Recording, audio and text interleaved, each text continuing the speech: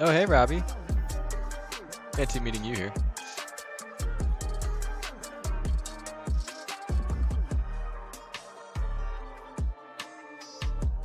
Bingo, bingo, bingo. Bingo cards are coming to the chat.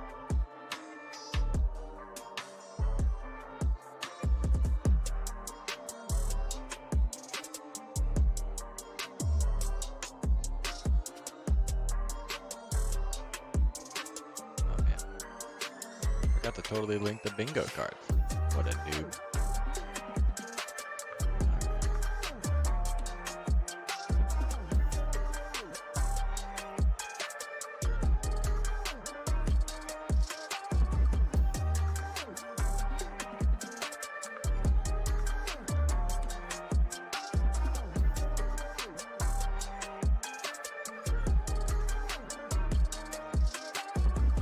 Bingo, get your bingo.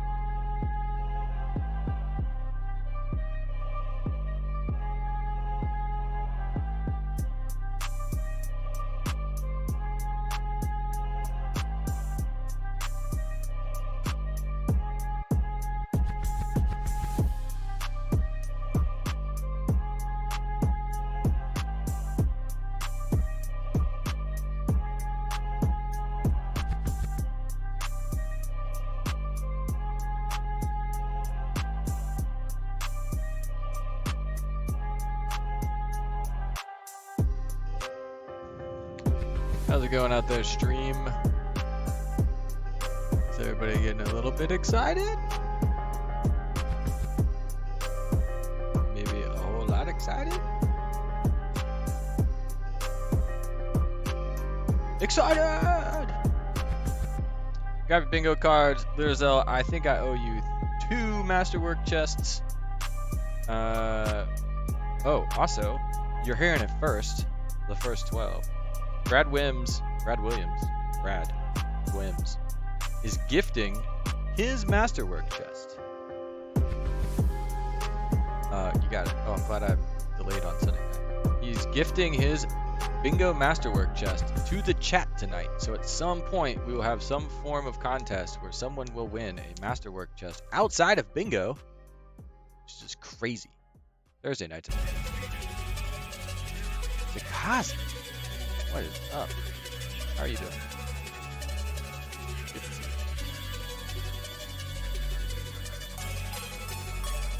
Yeah, we got that tier 1 action. First match is gonna be just straight out of Grompton versus Team Eclipse. Should be pretty spicy. Followed by that Let Us Win and Bards of a Feather. Some great team names. We'll be getting started with a pregame show in a little bit. And I just get me in some music.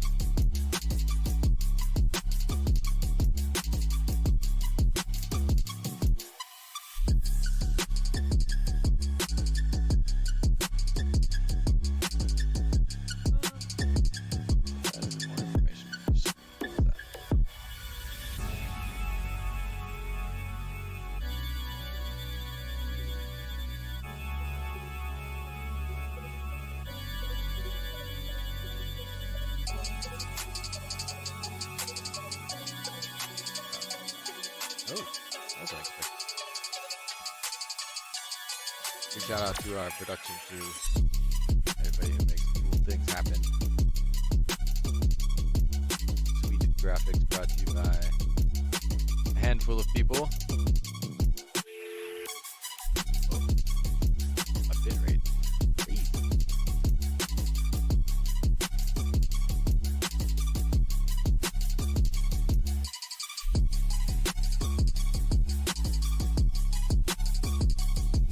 Yeah, we should have a good one tonight.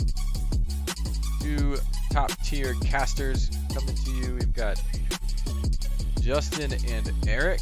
So the stat man is back again 2 nights in a row. Very exciting. Looking at our teams, everybody is loaded up. Hanging out in the green room. G Fuel. Like you do.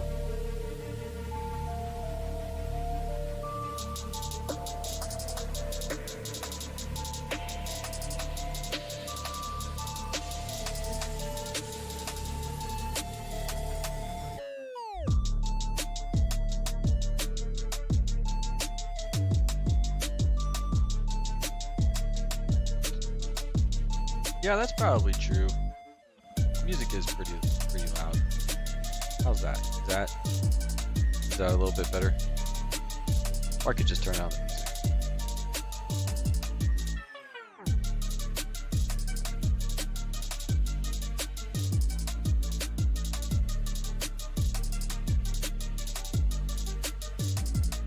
A little bit, but still low. All right. Well, I'm cranked. So we're turning the music down. How's that? We'll just turn the music down.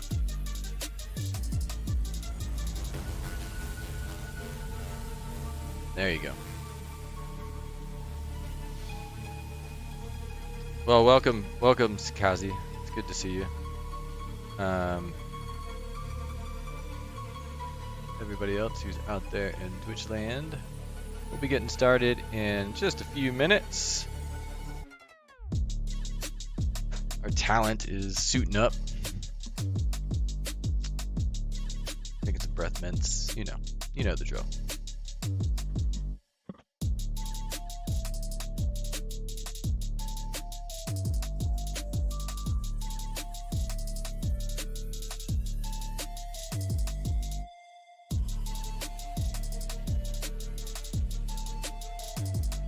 Hey, DC, welcome. How you doing, as they say.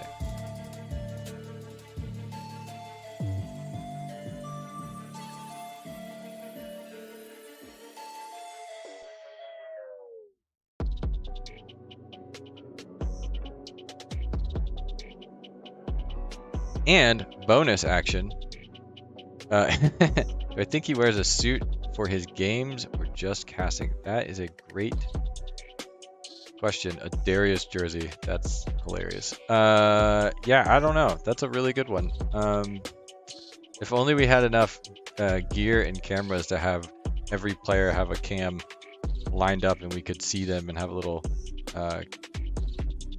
player cam going on would be pretty sweet. But yeah, I don't know. I don't know what he games in. Huh. Being on camera. I saw that. Yeah, he got the diamond tier. I guess he plays in what he aspires to be, right?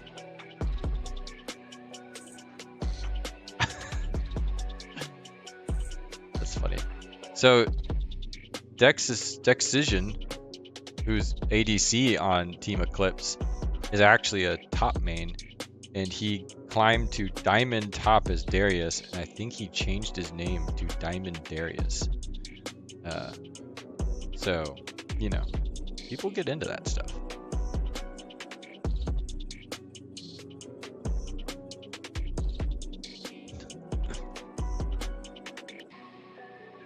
So, we should be getting loaded up in just a little bit. I know that Justin's on his way.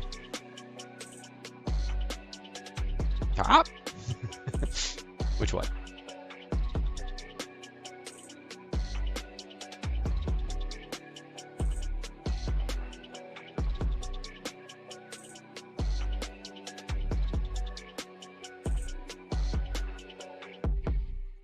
hearing Garen sounds better. That's hilarious. It does sound pretty cool.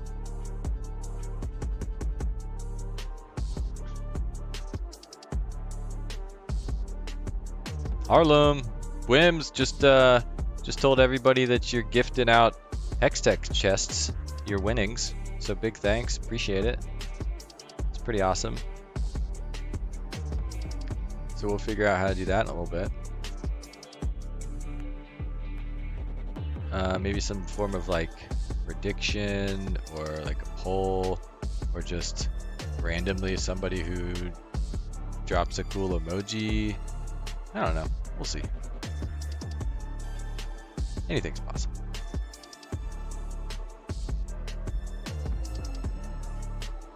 That's that subs. Yeah, that one's pretty cool. Brave thumbs up, kid. Pretty spicy.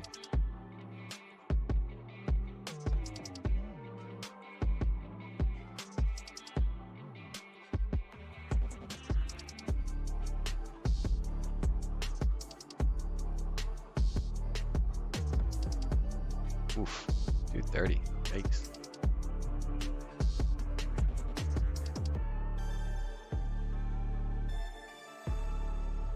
Still grading? Jeez.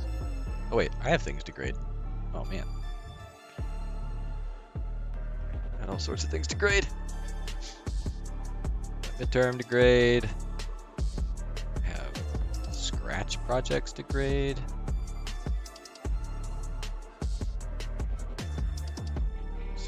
So you flew out to Kansas City to grade things. Interesting. Oh my god. Oh my god.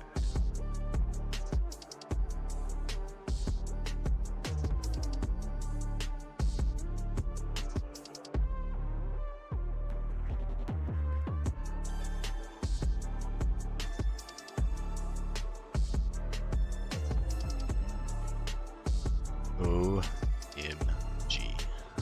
10,000, that's... Yeah, there you go. Grading done. I like it. At the Blaster, what's up? Finally, after like 2 years, I feel like I can accurately say your name. Life goals.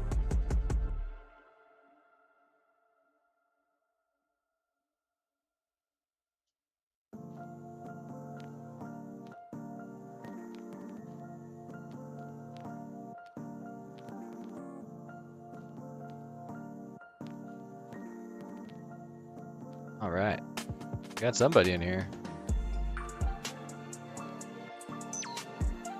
Oh, so we got a little bit of everybody in here. A little bit. All right. Well, our beautiful casters are here. Oh man. All right, give me just a hot second to switch on over to the pre-show. Eric, you gonna be joining our cam?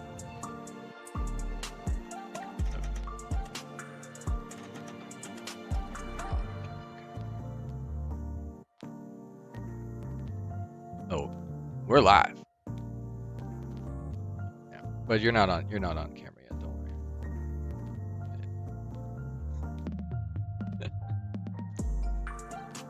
Yeah, no, this is just the pre-show. But we're about to be live. I mean, my audio is live. I don't think your audio is live. I think I'm just talking to chat and you, but no one's hearing you because our production value is so good.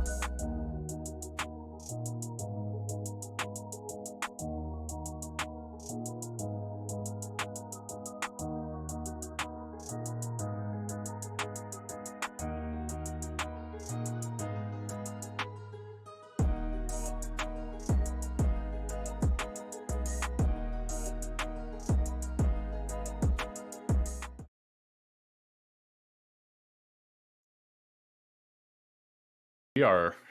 I didn't even get a warning. We're live. Hey man, you said you're You born said you're ready. ready. I did say I was born ready.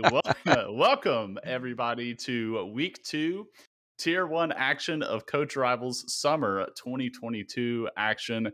We have 2 fantastic Tier 1 matches for tonight, followed by, make sure you stick around for some Tier 2 action. We have a little reschedule tonight by some student producers and student casters. So some really exciting stuff. I believe we're going to be sharing that stream from them, maybe tagging along. But I am Nishama, joined by the infamous Eric29. Eric down there, you can see him below me. Eric, you're if you look at the Discord stream, you can see that we only see half of your face. Oh no. Yeah, it's terrible. Oh, But we are 2 parts Oops. of. Oh, there he is. It's just him. We are. Scoot over a little bit. What kind of amateur operation we run here? We are 2 parts of the Coach Rivals Summer 2021 winning team, Team Tragedy, and we are also 2 members that are not playing this season, and we've caught a ton of heck for that. I mean, look, we had to sit out so we could cast a little bit. Had to give some other people a chance, like Sones, Give him a chance to win. to win a game, And we'll see tonight if he can win one. Oh, that being said, we have finished 1 week of play here in Tier 1, and we do have our stats leaders available for you here on screen. If we were to put together a team of all-stars from week 1, maybe like an all-pro team, if you will, this is what it would consist of. These are your stat leaders across all roles across the entire league. After 1 week, we have Pathfinder in the top lane for Team Eclipse. We have Will Win in the jungle, who will be playing with a slight buff tonight. He has engagement buff on him. So congratulations to Mr. Will Win for the team Let Us Win on his engagement. We have Sones in the mid lane for Bards of a Feather. We have Decision, who's also from Team Eclipse, in the bot lane. And for support, we have Ched, also from Bards of a Feather. So, Eric, taking a look at our stat leaders, do any of these players stand out to you? Do you remember anything significant from last week? I know Will Win played Wukong, which wasn't really something that he's played before in any of the practice games. Normally plays like Graves or Kindred Jungle. Mm-hmm. So I guess he's been working on some extra picks in his off time. And then I don't know who did these stats, because Sones should not be first. So I did the stats. I know. Okay. And to my knowledge, they are accurate. So some pretty crazy stats coming through this week. I believe Will Win. I'm actually going to pull these up. Will Win had a total KDA last week, I believe, of 29. If we're going to go back and dig in here, yeah, it's a 29.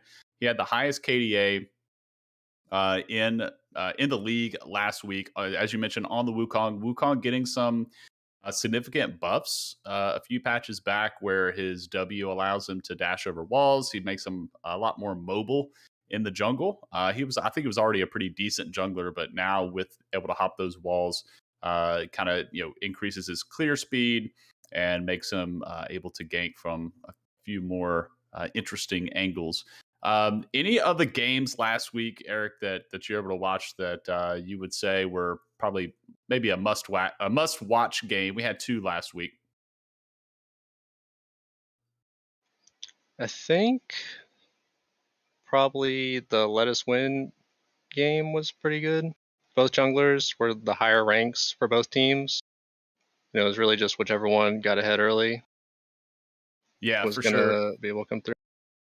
Yeah, and in that matchup, we did see that was Let Us Win versus straight out of Grompton, rather. And as you mentioned, the other jungler there, Doze, you're going to see him in game as Clown Viego. He ended up having a great game himself, a 90% kill participation in that particular matchup, and it was just shy. So we were to compare those junglers. He actually had the highest kill participation of any jungler last week. And when we get into those individual matches, we will take a look at those stats there. But these are your stat one leaders. So we're looking to see these players pop off again and see if they can continue this trend of leading the stats. But before we get into our first matchup, we do want to take a look at the head to head between those two teams as we get those pull up. Our producer there is queuing it up. Man, we are on it. So speaking of Straight Out of Grompton, we do have Team Eclipse taking on Straight Out of Grompton. Team Eclipse being the lineup of Pathfinder, Brewitt, I believe that's pronounced, in the jungle, Bullet Games in the mid lane, Decision in the bot lane, and Caspi for support. And then Straight Out of Grompton, we're going to have that Decker guy, Doze, you'll see as Clown Viego, Key Kitty Key in the mid lane, Gingo Riffith in the bot lane, and Drake Prime with support last week. But I have gotten word, and Eric, I'm sure you're going to have some strong feelings on this. I have gotten word that there is going to be a role swap for Straight Out of Grompton with that Decker guy actually swapping down to support and Drake Prime going to the top lane. You got any initial thoughts on that? Yeah, they really needed Drake in a carry role. He's just a carry player here to 1v9. Drake is the self-proclaimed most handsome mid laner of last season's Coach Rivals, and he may have felt that there was way too much competition in the support role for most handsome. So I figured he's going to go over to top lane where he feels like maybe it's easy pickings. We'll see, but he's got to go against Pathfinder in this first matchup. How do you fancy his chances? For which one? Like the actual game or like the handsome game? I think he's losing both. Pathfinder we've seen has been an absolute terror in the tier 1 community game nights. He was on a long win streak there, eventually falling to English Teacher from Let Us Win. We'll see him play a little bit later on, but Pathfinder, I think, is on this his retribution arc here, or his vengeance arc rather, taking that loss to English Teacher and now on the bounce back. But you see the data from last week for these players in this head-to-head matchup. Something that is that really kind of stands out is Brewitt and Pathfinder, both with that over 70% kill participation. They were really a catalyst there for their team's victory. Brewitt was on the Ivern, which I think a lot of people were shocked to see in competitive play. I'm not shocked to see the Ivern. Eric, what are your thoughts on the Ivern? And Yeah, is it worth a ban? It may be worth a ban for their team. He plays a lot of Ivern and a lot of like tanky supportive junglers. So if that gets banned, it's gonna be like Zach, Bear, Sejuani, something like that, probably. Mm-hmm. And then Bullet Games for Team Eclipse is really well known for playing assassins. You know, we're likely to see him on a Fizz. I remember last season we had a show match and he played Katarina. I believe he plays a little bit of Akali as well.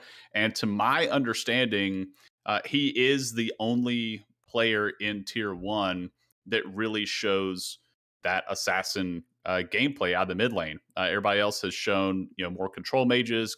Kiki Key showed the Anivia last week. Sones was on the Victor. And with this most recent patch with the durability, there was the fear that assassins would take a little bit of a hit. But really, what it seems to have done is just kind of knock off the assassins being able to overkill players, not still assassinate, right? Yeah, I mean, if you hit everything, you'll still do enough damage for the most part, as long as you're keeping up in lane. It basically just takes away from the 06 Fizz one-shotting you just from hitting ult and nothing else. Yeah, for sure. Decision is also for Team Eclipse. If we're going to continue to talk about them a little bit. Decision was a huge proponent of their, or basically a huge catalyst in their win as well, going 15-3-5. Did have just this massive pop-off game on the Jhin, and then Caspi supporting him there on the Soraka. And we swap over to Straight Out of Grompton. Had a tough game last week. I would say Straight Out of Grompton they participated in probably the most one-sided game that we had last week. And they were on the receiving end of a loss. unfortunately. So hopefully with these mix up in the roles, with that Decker guy swapping down to support, Drake Prom swapping to top, and then Ginga Riffith is still solid. We do have Clown Viego or Doze in the jungle, obviously a really solid player. So we'll see how they bounce back from that with this role swap, and hopefully that's going to motivate them, to success here, right, and not get too beat up in that loss. But already we're hopping into Champ Select, and we do see that Ivern hover, and it is a ban for the Ivern. So respect getting the tree out of there, followed by the Viego ban on the other side. Okay, it's pretty been out both junglers, like their main picks. Yeah, it is kind of a stock standard ban. Usually you look across and say, who do they play the most? And let's go ahead and get rid of them. But we are going to see the Fizz ban coming through. As we mentioned, Bullet Games definitely feeling comfortable wanting to pilot that. The Fizz being matched with the Kane ban on the other side. So taking out another one of those really kind of a hyper carrying jungler. Once he gets ahead, can snowball the game out of control. Mordekaiser ban coming out as well, and the Talia. So it looks like 3 jungles banned on the side for Team Eclipse, and then straight out of Grompton, spreading their bans around, getting rid of both the Ivern Fizz and the Mordekaiser. Mordekaiser we've seen historically in Coach Rivals being we're gonna have to touch on the spicy pick that just hit, but Mordekaiser is a contested pick across Coach Rivals, but already being taken off. And Eric Belvith, Man. I mean, it doesn't have a very good win rate right now, but I guess we'll see. yeah. So I guess what is the risk reward here? Like, what are they kind of balancing out here? Seeing this being locked in, hopefully they've played on the PBE and not just going off the mindset that brand new champion must be overtuned and busted. What are your initial thoughts here with Belvith? I mean, she played. I saw her in one game earlier. It didn't seem great. It seems similar to Master Yi a little bit. I guess it's mostly if the other team doesn't know how to play against it, maybe we'll just pop off. Yeah, and that's true. We already see the Yone coming through for Pathfinder. He did play that last week. And the Lucian being locked in as well for Team Eclipse. And Lucian being historically a really good flex pick, as the Yone as well. So really Team Eclipse isn't showing too much. This could be a Lucian mid. It could be a Yone mid. Yone mid could be a Lucian top, could be a Lucian ADC. So Team Eclipse being kind of cheeky with their drafts so far, not really revealing a whole lot, but most likely this Belveth is going jungle. Yeah, I think it's got to be jungle. I don't think you can really lane with it too well. And also, these two teams scrimmed each other earlier this week. So that's where the Kane ban's coming from. And then the Talia ban is for mid lane from those scrims. Okay, awesome. So you have some insider info for us. I have insider info for Team Eclipse as well for what's coming. Okay. I can't say. I got to let go. Yeah, because it's live right now. If they happen to be listening, they're gonna hear all that. But we do have the Ashe and the Ornn coming through. So Ornn, just a great top lane staple. You pick the Ornn knowing that you're not gonna be playing strong side. You'll be playing weak side. So Drake Prime obviously going to be piloting that. And regardless of how he does in lane, he's going to have the ornaments come through. He's going to be a reliable form of engage. And they have the secondary engage in the form of Ashe. That's going to be Ginga Riffith back on the Ashe, which he was on last week. Had a pretty good game, 3, 2, and 5 KDA. 7.12 CS a minute. So definitely had the income and participated in over 70% of the kills. Nunu being locked in for the jungle for Team Eclipse. And then as we go into the second round of bans, Caspi Soraka that we saw last week go 1v3 into the Dragon Pit as Soraka, I guess an intimidation tactic, and they don't want to see that again. Look, sometimes you just got to let them know. Got to give them the business, right? Yeah, you gotta tell them that you don't respect them when you're playing Soraka. We have the Nami coming through as well as a ban for Caspi. So Caspi may have to dig a little deeper here. Does traditionally play a lot of those enchanters. I wonder if we may see a Bard come out. But Seraphine being hovered, and that is going to be a Seraphine lock. So could be Lucian Seraphine bot lane. We could potentially see something spicy with a Seraphine mid, but odds are that's going to be Seraphine support as we bounce back over to straight out of Grompton. See how they respond after taking both a Senna ban and a Swain ban. Swain finding himself all over the Rift here lately after his mid-scope update where he is basically, I've seen him in every single role, essentially minus jungle. Yeah, He's Swain's really been everywhere. pretty broken right now. Yeah. And I think Team Eclipse is going to go for what they told me about earlier. Okay, so all coming So to we'll see. fruition. The ban phase did not deter them. It looks pretty good for them to do what they were talking about. All right, and locked in for Straight Outta Grompton is going to be the Galio and the Tarek. We're going to get some, I already have some thoughts brewing on this team comp. We're going to get back to it here in just a second. We're going to let Team Eclipse round out their pick phase with their R5. They're saving, see if they use their counter pick here and hovering the Gwen. And the Gwen is locked in. So, Eric, is this what you anticipated? This is out of not what Team I heard. Okay, so initial reaction here for Team Eclipse, thinking Lucian in the bot lane with the Seraphine. And is this going to be Gwen top or Yone top? I don't know if Pathfinder plays Gwen. That's not in the group, but I also don't know if Bullet Games plays Gwen. Yeah, I mean, the other, I would assume that you're going to be taking the Yone into the Galio, just because Galio getting the magic shield and does really well with AP into magic damage champions. So I would assume that the Yone is going to go mid to match up with the Galio, and then we're going to have Gwen top lane versus the Ornn, which Gwen should shred the Ornn with that damage there. But taking a look at Straight Outta Grompton, the one thing that does concern me for them is there's a lot of beef, like USDA prime beef on this team. You have the Tarek, the Galio, and the Ornn. Three of these really tanky champions on that side. Not necessarily a lot of damage. Yeah, it's going to be on Belveth to be broken on release, I guess. But she should have a lot of extra time to do damage with Terracolt and Galio. So one thing that we usually see when a when a Galio is picked is usually some sort of Galio delivery system.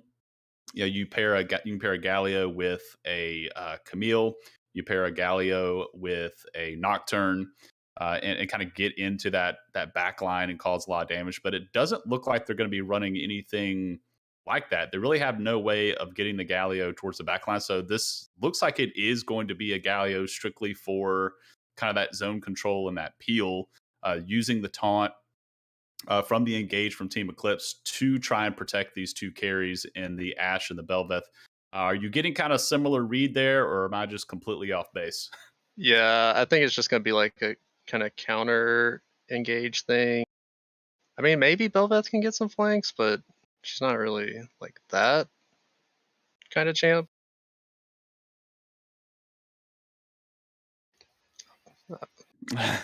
Right, so we had Twitch chat. Are you in comms there, Cooper, or are you just in our ears?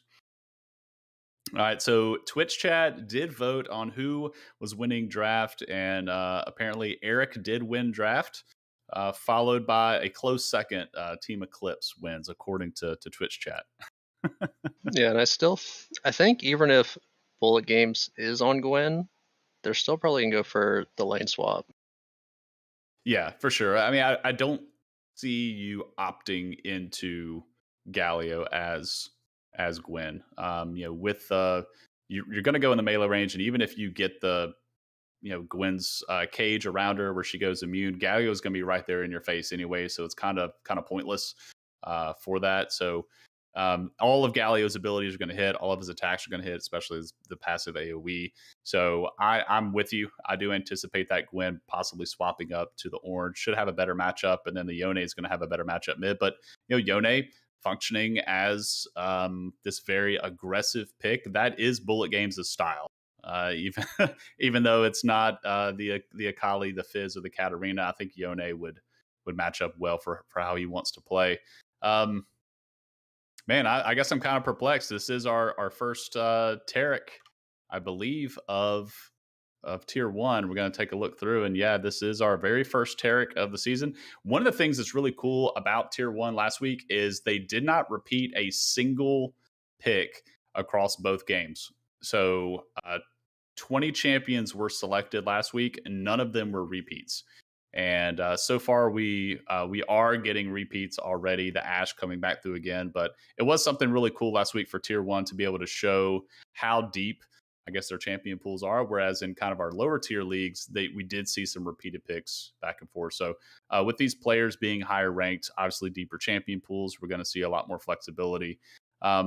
Erica, I'm gonna toss it over to you for your expert analysis. If you're looking at these drafts, chat favors Team Eclipse.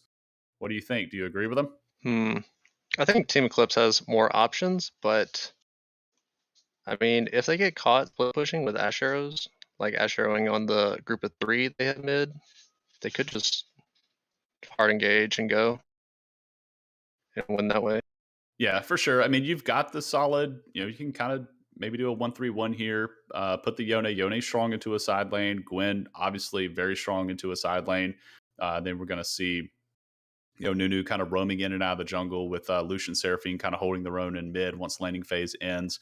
But yeah, you do have that hard engage, those hard engage options over on the side of Straight Outta Grompton, where you don't really have as much of that from from Team Eclipse. It's really telegraphed. When you see the Yone, you've got to be concerned about that ult coming through. You can see the Nunu snowball rolling through as well. So I'm interested to see how they pull this off. One thing too, we talk about our stat leaders there. So for Team Eclipse, there over on the right side of your screen. Brewitt now on the Nunu instead of the Ivern, but kind of a similar pick, right? Still this kind of supportive jungle, self-sufficient.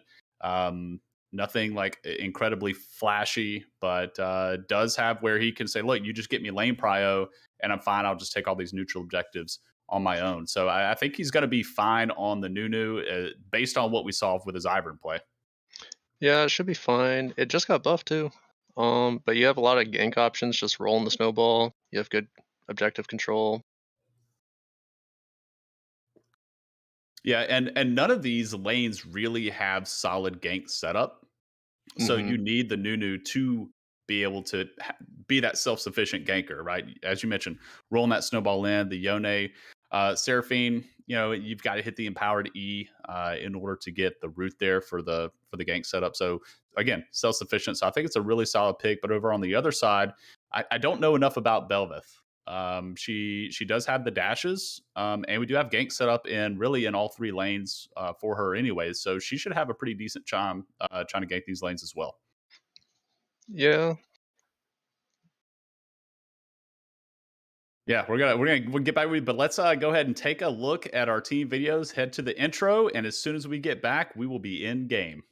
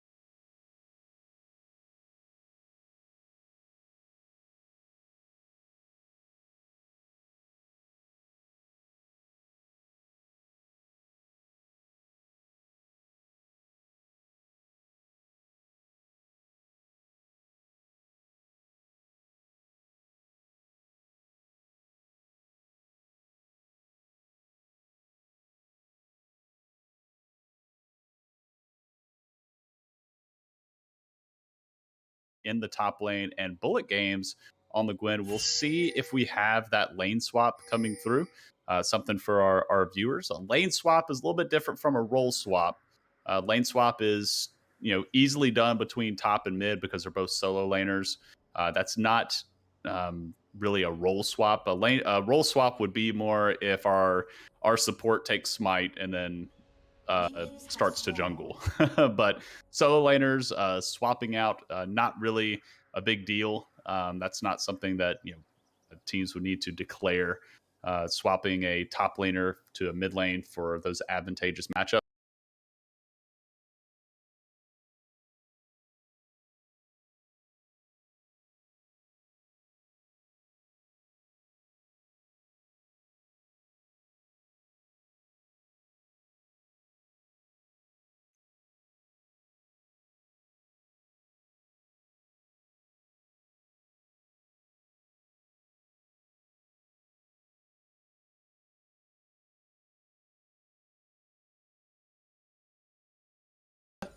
In the top lane, and Drake Prime is not that kind of player. So these really are two different play styles between these players in the respective roles. Drake Prime, I think he likes the Tom Kench, also like the Seraphine. We saw him play that last season as well. And that Decker guy more, he likes the Cassiopeia, more the carry champions. But Drake Prime seems to opt more into the tanks if he doesn't get set in the top lane. Yeah, and the Bel'Veth starting leashless might be a little bit rough. But Yeah, he may be able to make something happen bot lane early you can on. already see the mana taking a hit. If you take a look on the left side of your screen, just that blue buff really coming in handy, trying to survive. So this, I'll be honest to chat, I am not totally familiar with Bel'Veth. I know what her abilities are. She has a knock-up on her W. I'm sorry, her E is the knock-up, I believe. Her W is like the old Galio ultimate, and then her Q is a dash. So we'll see. And her ult gives her ultimate form, which basically gives her increased movement speed, more attack speed, and that's when you start to see those manta ray slaps coming through. So I'm expecting some much slapping going on in this matchup, as both of these teams just content with light trades back and forth. We do have Bel'Veth already coming down to the bot lane, sweeping out the ward out of the tribe rush. Is going to be spotted. Slight engage in the mid, just going to get a little bit of poke down, help clear that wave out, as Nunu is taking a trip to the mid. As a Bel'Veth stuck around, even though it was spot on the ward, there is the slaps coming through onto Lucian. He's going to be safe dashing out. Tarek does put the W onto Bel'Veth, and Bel'Veth already down to sub 200 HP as the Seraphine root does come through. That's going to be Ashe in a little bit of trouble. Tarek able to frontline, though, getting those heals down, that attack speed from every ability, and that's going to be first blood going over to Tarek, and they're going to continue to chase here. Flash out for the Seraphine. Seraphine is surely going to drop here. Yes, Caspi does drop. Bel'Veth still trying to stay alive. Nunu is here, does get the cleanup kill. And Ashe and Tarek chasing this down. The stun barely hits. That's going to be that Decker guy going up 2 kills already. Straight out of Grompton, coming out of the gates, fast and furious, already up 3-1.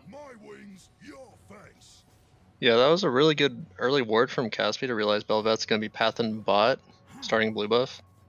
But then they just kind of went too far back in, trying to get more damage off and try to trade back. As we engage in the top lane, Drake Prime going aggressive onto the Gwen. The Shroud is popped. Gonna get a little bit of immunity there, but nothing too much going on there. Another engage, this time in the mid lane. The taunt does drop onto Pathfinder's Yone. And Yeah, all in all, a pretty solid matchup, as we anticipated with these going through, but each laner for Straight Outta Grompton holding their own. Yeah, Drake was able to get Ignite there for not too much extra damage, so that's pretty good for him to be able to just stick around in that lane with Ignite down. I'm interested to see how the Bel'Veth does this game and if it's going to influence what we're going to see in game number 2.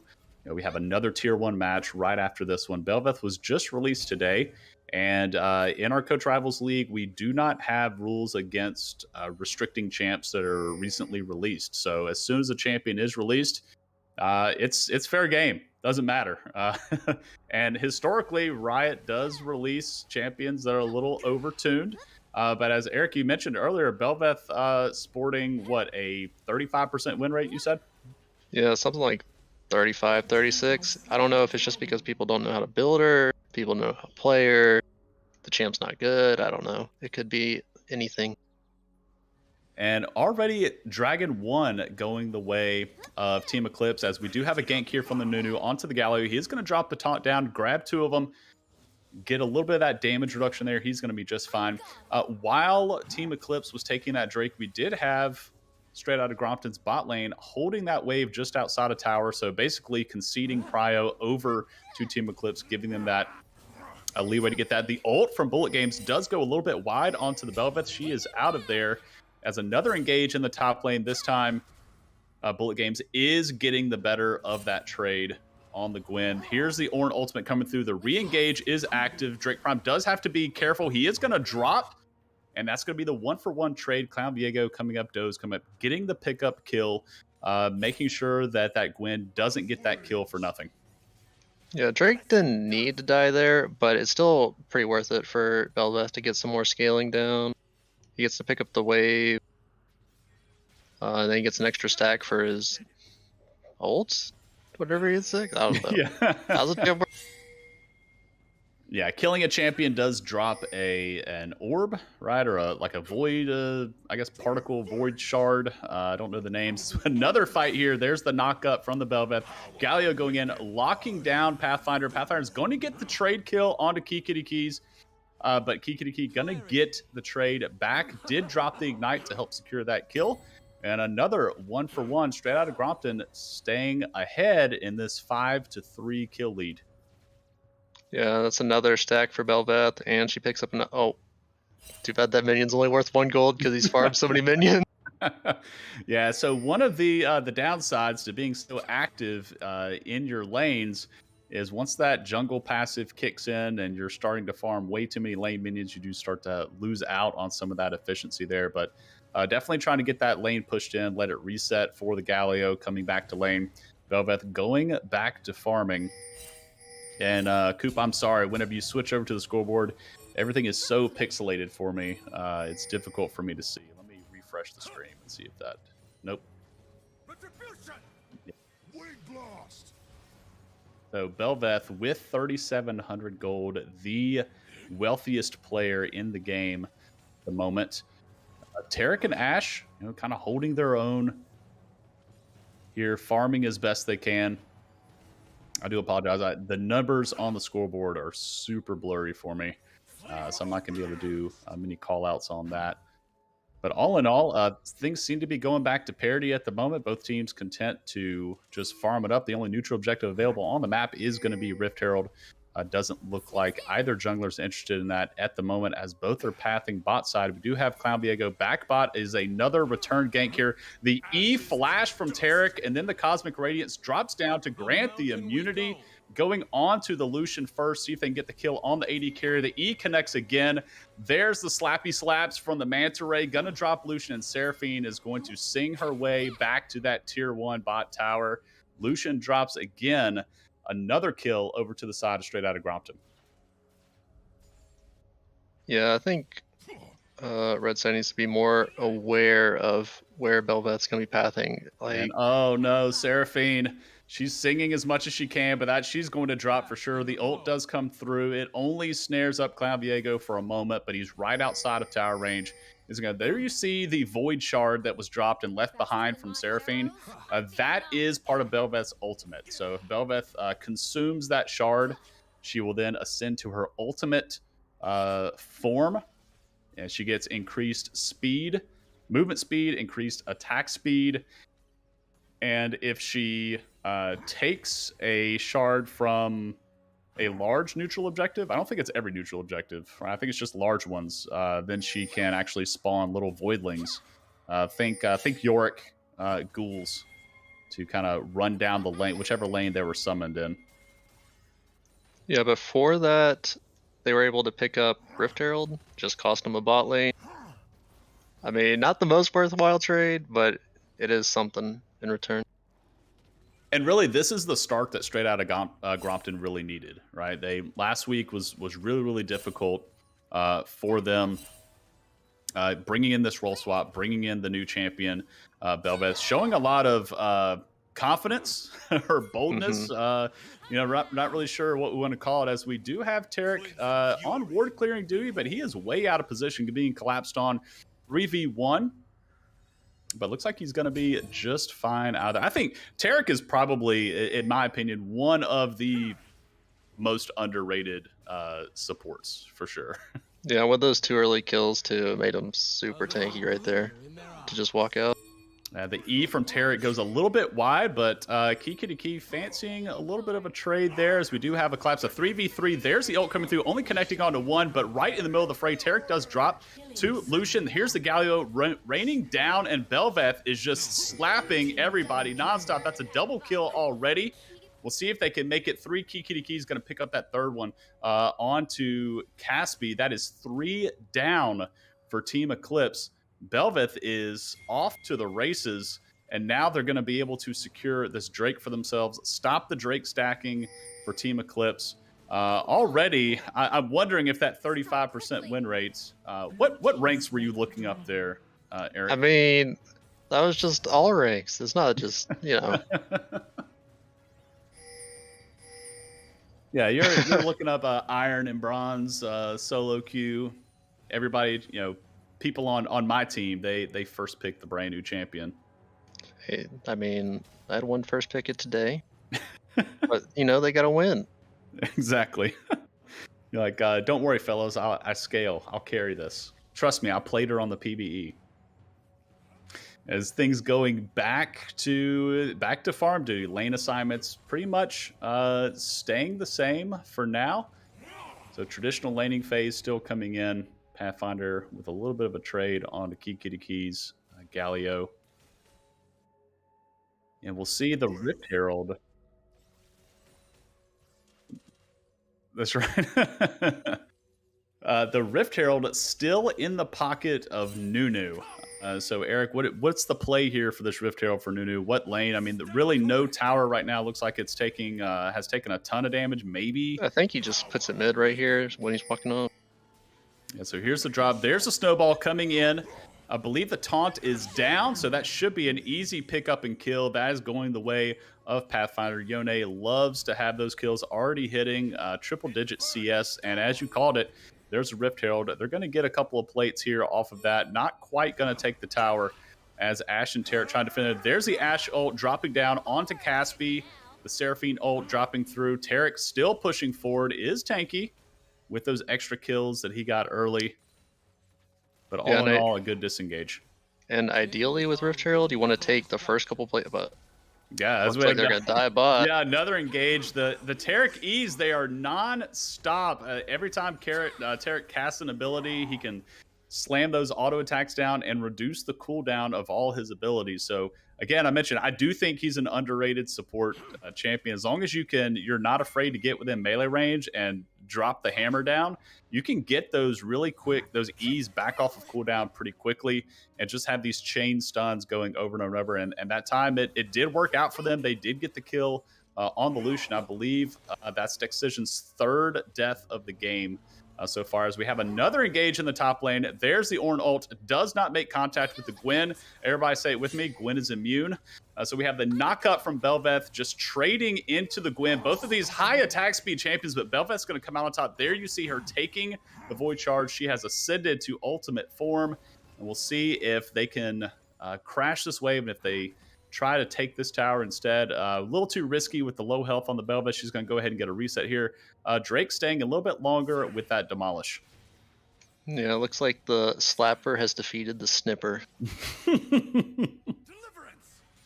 Yeah, what is stronger, slapping or snipping? I mean, all these important questions being answered.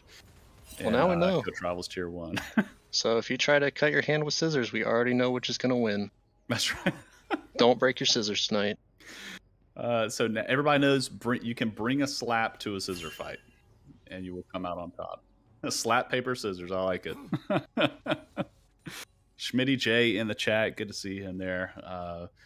Giving some, keeping the chat live and active getting back into the game. We do have a 12-5 kill lead in favor of Straight Outta Grompton.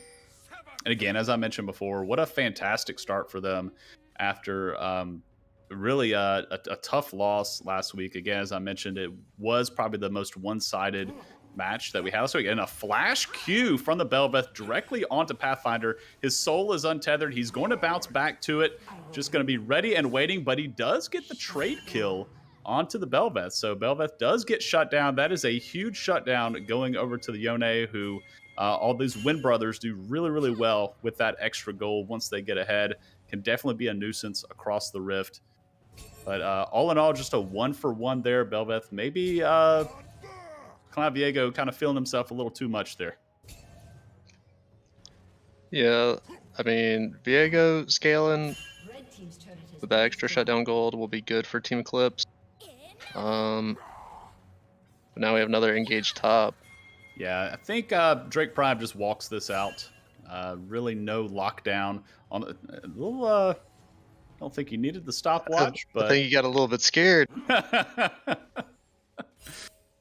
So Drake Prime, we're gonna call it a swag watch. He's like, you know what? I'm not gonna need this anyways. I'm just gonna go ahead and burn it now. Yeah, I'm not building Zanyas or anything. What's the point of even having this? Was that a commencing stopwatch? Did you get that from the runes? I'm assuming. Yeah, that was the rune stopwatch. Yeah. So we have the third Drake of the game is being dropped. It is going to be picked up by blue side. The Cosmic Radiance does drop down. We do have a little bit of a split fight, two different fronts. Tarek flashes in to stun two of them. We have Yone dashing out, then back in. Nobody has dropped just yet. Ornn has shown up there for the counter engage. Clown Viego picking up bullet games. Bruit drops that Decker guy. The Tarek is out of the fight. Lucian drops Ash. Galio still going in. Key grabbing the kill. Belveth grabbing up the Lucian. That is a triple kill for Clown Viego's Belveth as Key cleans up the Nami. That is a 4-4-2 in favor, and they're going to go ahead and dive this. There's no ult available for the Yone. That is an ace, only losing 2 members, and you definitely take that at, where are we at, 17 minutes in? Those blurry numbers. Yeah, and it looks like they're going to pick up the second rift as well. Yeah, grab that second rift. This is really, really great decisive play for Straight Outta Grompton, using their big engage tools that they have.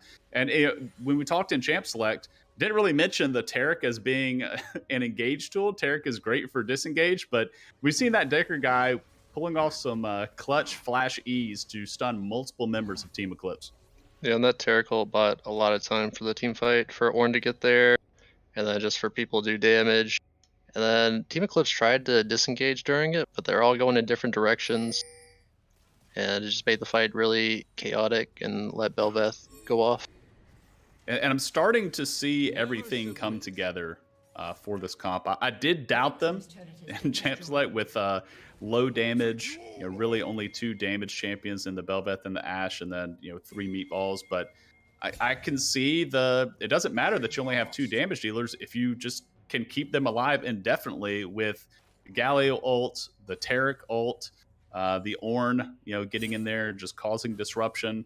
The heals coming through from the Tarek. I'm coming around. I really like this comp. Yeah, but Team Eclipse still has to do some scaling. Like Gwen still waiting on her first item. Yone really comes online once he gets Infinity Edge. So we'll see how their fights go once they get to that point as well. Caspi way out of position, trying to go clear some wards. Drops the ult just for fun, and he's going to drop to Ginga Riffith as we have an engage here on the bot side. Another ult from the Ornn, this time going to be on the Lucian. He dashes, but it's not far enough. He's going to be clipped just by the edge, and that's going to be Belveth picking up another kill for blue side. Meanwhile, a turret was destroyed. I saw it pop up on my screen. Was that, where was that? Where'd that turret? The top and mid are down. As now a Baron take as these 2 attack speed champions from the Ash and the Belveth. Surely they are going to shred this. Nunu nowhere in the area. In fact, Nunu's ganking bot lane. So I'm going to assume that they don't know this is going on. As a hard engage here onto Key. He is going to drop, nearly gets the trade onto Bruit. But honestly, straight out of Grompton, I take that, right? I take Baron. Yeah, I'll Baron take buff Baron over for that. Galio dropping. But I think Yon gets his Infinity Edge here off the shutdown gold. And maybe that can start to turn something around. We also have objective bounties on the map as well for Team Eclipse. So take a look at the top of your screen at the scoreboard. You can see the gold available to them. Taking a look at the mini map, you'll see orange outlines over any neutral objectives that may be coming up and any towers that are still standing on blue side. If red side can get themselves in a position to get some of those towers, those are more opportunities for gold to swing in their favor. But right now, straight out of Grompton not using their Baron buff for much other than just kind of pushing up, not getting towers. Yone using his W over the wall, kind of do a little, his E, I believe, to do a little bit of scouting. He's able to pop back to his soul. Yeah, they don't have great siege. They would just have to go for dives if they were trying to siege a tower. Mm-hmm. And they do have the team to do it. I mean, honestly, with dropping the Taric ultimate, you drop the Galio ult on top of that too. They can definitely pull off some really strong dives with this comp they have for them. So now 5 members strong in the bot lane. This is the first tower of their Baron buff being taken. We'll see if they continue to push this bot lane. Looks like they are going to back off with Decisions pushing mid on Lucian. He does get that wave crashed mid as the 4th dragon of the game is available. This is an objective bounty for Team Eclipse. There's the engage from the Yone. You'll see if he snaps back. He does. The Cosmic Radiance does go down. Everybody is immune for the side of straight out of Grompton. And all the damage layering down. There's the Nunu ult. Not going to do much. He is going to drop first. That's going to be the re-engage. This time onto Caspi. He is going to drop more CC, dropping down. Lucian dashing out of there, getting away with his life. But a clean 2 for 0. Yeah, it's so hard to fight it there. And then every single time Pathfinder tries to ult in on Yone, he just gets his ult flashed by whoever he's going on. Yeah, and then now all 5 players strong, and this really is the strength of this comp. This gigantic meatball comp, just group up together. Their ults, putting them all together, makes them incredibly tanky, definitely hard to kill, makes them immune from so much. And they're going to get the bot tier 3 opening up this inhib. Sure, they're going to stick around and try to get this inhib. They may fancy a dive here. I don't think they're going to try to end the game unless a bad engage from Team Eclipse comes through. It looks like they're just going to try to clear that wave. Straight out of Grompton, got what they were looking for, got the 3rd Drake. They are now on Soul Point. They were also, the stream just fixed itself. They are now on Soul Point, and we're able to get the 2 for 0 and the bot lane inhib. All in all, great team play from them and great control of the map. Yeah, and with it being Earth Soul too, they're just going to be so tanky with that extra shield and all that extra armor and MR. Yeah, this is probably the worst possible soul that Team Eclipse could have RNG'd into with with straight out of Grompton getting that here. As my scoreboard is fixed, so we'll take a look across here. A 6,000 gold lead in favor of straight out of Grompton. As we take a look at the CS across the board, Drake Prime holding his own into bullet games. 149 CS, the Ornn into the Gwen at 161. CS lead for the Belbeth. Belbeth already hitting double-digit kills, 10, 2, and 11 with a 500 gold bounty on top of her head. Pathfinder CSing really well, about a 60 CS lead in the mid lane, but now we start to see straight out of Grompton adapting their style a little bit. Now we have 3 in the top lane, 2 in the mid lane. We'll see if they try to pull off another dive. Kiki to Key not going to go in on this, just trying to get that wave pushed in. I'm not sure if the rest of straight out of Grompton can pull off this dive. They do have the Galio ult to be able to join. There's the ult from Pathfinder. That is the Cosmic Radiance dropping down. There's a Galio ult. You just cannot kill this team. They've already dropped 2. That's going to be the Nunu and the Gwen dropped already. Lucian's bullets do no damage to this team. Cloud Vega going in on Decisions. He's going to drop. Gets the ult on. Now we have Belbeth in the ultimate form. Pathfinder and Caspi like shooting fish in a barrel. They are going to drop. Tower 2 is going to drop in the top lane. Caspi is singing a song, but it's not going to do any good. 5 players strong, straight out of Grompton, charging through the top lane. Eric, is this the end of the game? They should be able to end off that. Yeah, and especially with Caspi going down, even the respawn shouldn't do too much. And also, we found out that slaps beat guns. Slaps definitely beat guns in this matchup. Lucian, man, that's a tough pick into this. In all of these beefy players, I'm wondering maybe this was potentially a Vayne angle, maybe even something like a Cogmaw if he could stay alive long enough and shred that. But Lucian definitely not going to be able to do much, and it looks like the Lucian built Gale Force as well. So definitely going to have some tough time cutting through these 3 big frontline players from straight out of Grompton. Yeah, it's going to be hard to do any damage until he gets Lord Doms for sure. Belveth But back even then, to the farming game. Yeah, go ahead. Even then, I don't know if he's going to do enough. Yeah, it's now ballooning their lead up to just shy of 9,000, a 27-9. What a turnaround for straight out of Grompton after the tough loss last week, coming in and honestly, Team Eclipse looked really good last week and really strong. And straight out of Grompton, honestly, they didn't have any players on the stat leaderboard for week 1. So as another engage here, that's going to be the jungler dropping. So if they want it, this should be a free Baron on the side of straight out of Grompton. It's not going to be a coin flip. They do have the smite secure. No real easy way to secure this away from them. They see if they fancy any sort of cheeky steal. Pathfinder dashing in, not going to find anything. That's going to be a Baron. And with 2 inhibs down, Dragon spawning in 8 seconds, this is going to be the Mountain Soul as well. It's going to be free. They should just be able to send Belveth to take that while the rest of the team pushes up mid. Yeah, they should just be able to get Soul, run it down mid, and end it from here. Yeah, this is just, not only do you have the super buff in the Baron, now you have a super buff in the Mountain Soul. All they need to do is complete the trifecta with Elder Drake, but I really don't think that's going to be necessary. Game should be over before that. I would hope it's over before that with this kind of lead. They're making their march right down the mid lane. That Decker guy taking a few tower shots, but that Taric barely took any damage. Super minions pouring into the base. They're going to triple inhib Team Eclipse here, dropping the mid-tier 3. Inhib is wide open. All that's left is the Nexus and the Nexus towers, and they are 5 players strong.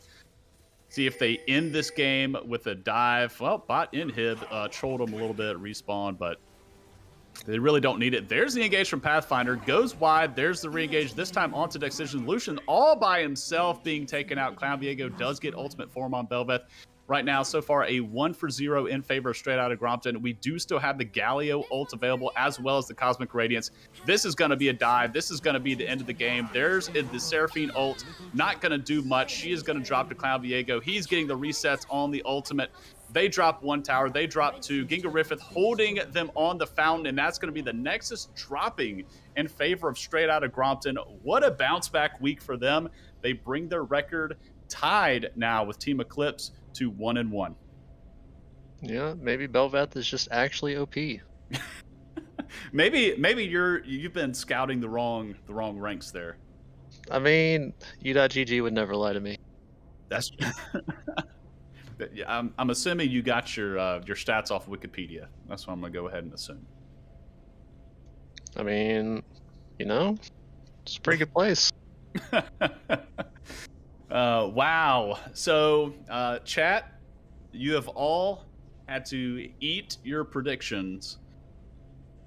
They predicted me. They did predict you. So technically they were right. Technically they did win. But the second choice is now wrong. So straight out of Grompton, not really getting the support from chat that they should have gotten, and they came out with a vengeance this game. And the stats that you see on your screen right now, those are from last week, right? Those are not the stats from this game. We will have those updated and ready for you in the Discord before the weekend. I'll promise you that. I'll try to get those done tomorrow for you. But wow, what a performance from from Straight Out of Grompton, and Team Eclipse. Eric, what went wrong for them in this one? Man, they just had a hard time fighting into Tarek, it looked like. And then that early gank really got them ahead and really put Lucian out of the game. Yeah, and I was surprised that the Belveth looped back around, right? Belveth was spotted on that bot, tri-brush on the ward, cleared it, and backed off a little bit. And maybe it was all a ruse. You clear the ward, and they can still see you a little bit right after you clear it. So he's bouncing, kind of drifting towards his Krugs, and it's like, no, psych, I'm still here. Goes back through the tri-brush and then rejoins his team for that fight in the bot lane. And it ended up being a double for Tarek. But as you said, it was enough to get that Tarek ahead to just cause nothing but problems, really, for that Lucian lane. And Lucian, an early game champion, and not getting the lead in that lane made it very, very difficult, because then you're relying on the Gwen and the Yone to do all the damage, but they're going to have to get in melee range. And that's where Tarek really thrives. You want to go melee into Tarek, you're going to go melee into Galio. I think you're exactly right. That Lucian getting behind early took away one of those win cons to be able to shred through those tanks from range, stay safe, dished out damage, and they just weren't able to do it. Yeah, and initially that gank, they played it really well to get out without taking a ton of damage, without having to use all their sums. And then they just went back too far in and they got turned around. Yeah, so really well played there from Straight Out of Grompton. Before we take a break and we get ready for game number 2, I do want to shout out our partners here with Coach Rivals. I want to remind everybody who we are, right? You can definitely check us out at coachrivals.gg, but we are a community of current and former Scholastic esports coaches and directors that are all coming together for the betterment of Scholastic esports. And one of this league that we put on here, these are all members of our community, right? And a lot of these are our Scholastic coaches, and they are now in the situation and the context that they find their players in. And so being able to have this competitive league for them is really cool. But we couldn't have all of this that we have, and it would not be possible without our partners. So we definitely want to thank them for making this happen. We think, being one of them, they're providing several grants to our Coach Rivals competitors. So all the coaches that you see playing here, they are eligible for those grants. They're doing a raffle for those grants, correct? They are participating in the We Think platform, which is for developing soft skills with the esports athletes and players. So a really cool platform they have there. Definitely check them out. That is We Think. And then Esports Gear has designed our ridiculously awesome summer jerseys. Mine is on the way, by the way. So I do have a jersey coming in. We've got that really cool retro neon theme this summer. So it's really awesome. Check out our jerseys there at Esports Gear. We also like to thank Gwoop, who is an esports training platform, completely browser based, which is amazing. It's great for pregame and postgame. So for warming up, if you don't want to hop into solo queue cold with your wrists all cramped up or stiff, if you're just waking up because you haven't seen the sunlight for a couple days or touched any grass, you might want to hop onto the computer, log into Gwoop, get you some practice in. And then we also like to thank our friends at the Cloud9 Training Grounds, who are also doing amazing things in the Scholastic space. A lot of our coaches participating in their leagues as well. And, of course, all of our listeners, all of our viewers right now, all of our chatters right now on Twitch, our Patreon server and Twitch subscribers as well. All of your donations go straight to our nonprofit, the Phoenix Gaming Foundation. And all of that support from Phoenix Gaming goes back to grants for school programs. So again, be sure to check all that out at coachrivals.gg. And there's our jersey, as we just saw on the screen. Yeah, I'm with you. I see it. We're on the fly. I'm off script now. So we see there's our jersey there. See our jersey. It's really dope. If you have a team that you are specifically rooting for this season in Coach Rivals, that jersey you can get customized with that team's logo. And there's one there, our emotional damage team. That is one of our tier 3 teams that will be competing. They compete on Tuesday nights, if I recall correctly. And then on the back, you can put a number. You can put your real name. You can put your gamer tag. There's a lot of customization there. Eric, I'm a put you on the spot. If you were to get a CR jersey today, what team logo would you get on it? Is there any way do I get something put on it as well besides the logo? You get the logo on the upper left chest, and then on the back you can get your gamer tag and a number and another kind of like sub name put on there. All right, I'm gonna have to go for a straight out Grompton with Drake Diff on the back. Great answer. So so is Drake, now that he has a victory in the top Look, lane? he is undefeated all time playing solo lane. That's true. He is undefeated. Is he the most handsome top laner? That's still up for debate. Let's go ahead. We are going to take a little bit of a break so we can get a breather and get some get some liquid here to soothe the vocal cords. So be sure to stick around. We won't be gone very long. We have our next matchup coming up. That is going to be Bards of a Feather versus Let Us Win. Stick around. We'll be right back.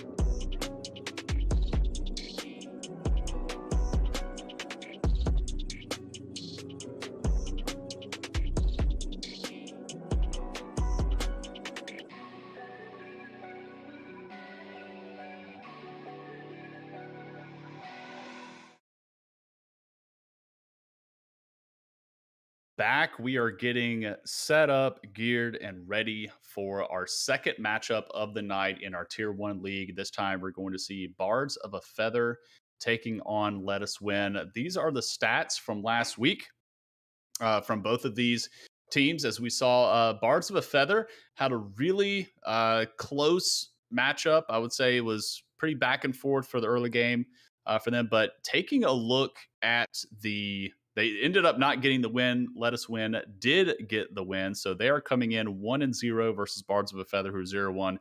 And if Bards of a Feather takes this win, we're going to have all four teams tied at 1-1. And if anybody watched the Tier 2 stream last night, I'm a fan of drama. So if we can have a 4-way tie at 1-1, that would make me very happy. Yeah, and from looking at the stats, it looks like Zones did a lot of damage last week. Yeah. So yeah, exactly. Taking a look at Bards of the Feather stats, we'll take a look at them first. Sones with 47% damage share. And for anybody that's unsure of that stat, that is basically all the damage that was done by that entire team.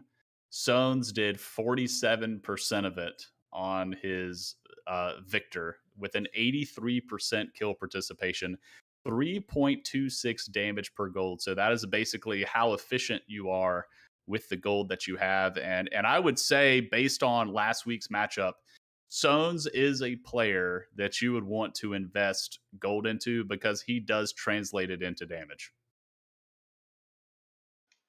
I mean, Throw him a bone, that's Eric. not my experience for solo queue or anything, but you know, maybe CR maybe plays a little bit different without me.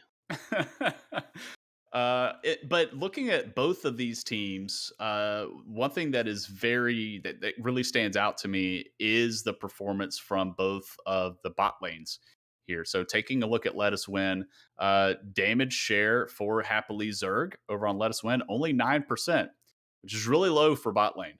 Bot lane is a carry role, and bringing in only 9%. This wasn't like a Seraphine Tom Kench lane or anything like that. In fact, I'm going to go back and pull up what they played last week. Last week it was a Caitlyn Thresh lane. Kate Thresh, yep. Yeah, and Caitlyn historically, lane bully, very much a win lane, sometimes lose game champion, but can really bully out a bot lane, but only had the 9% damage share. And that's not to say that they weren't doing their job.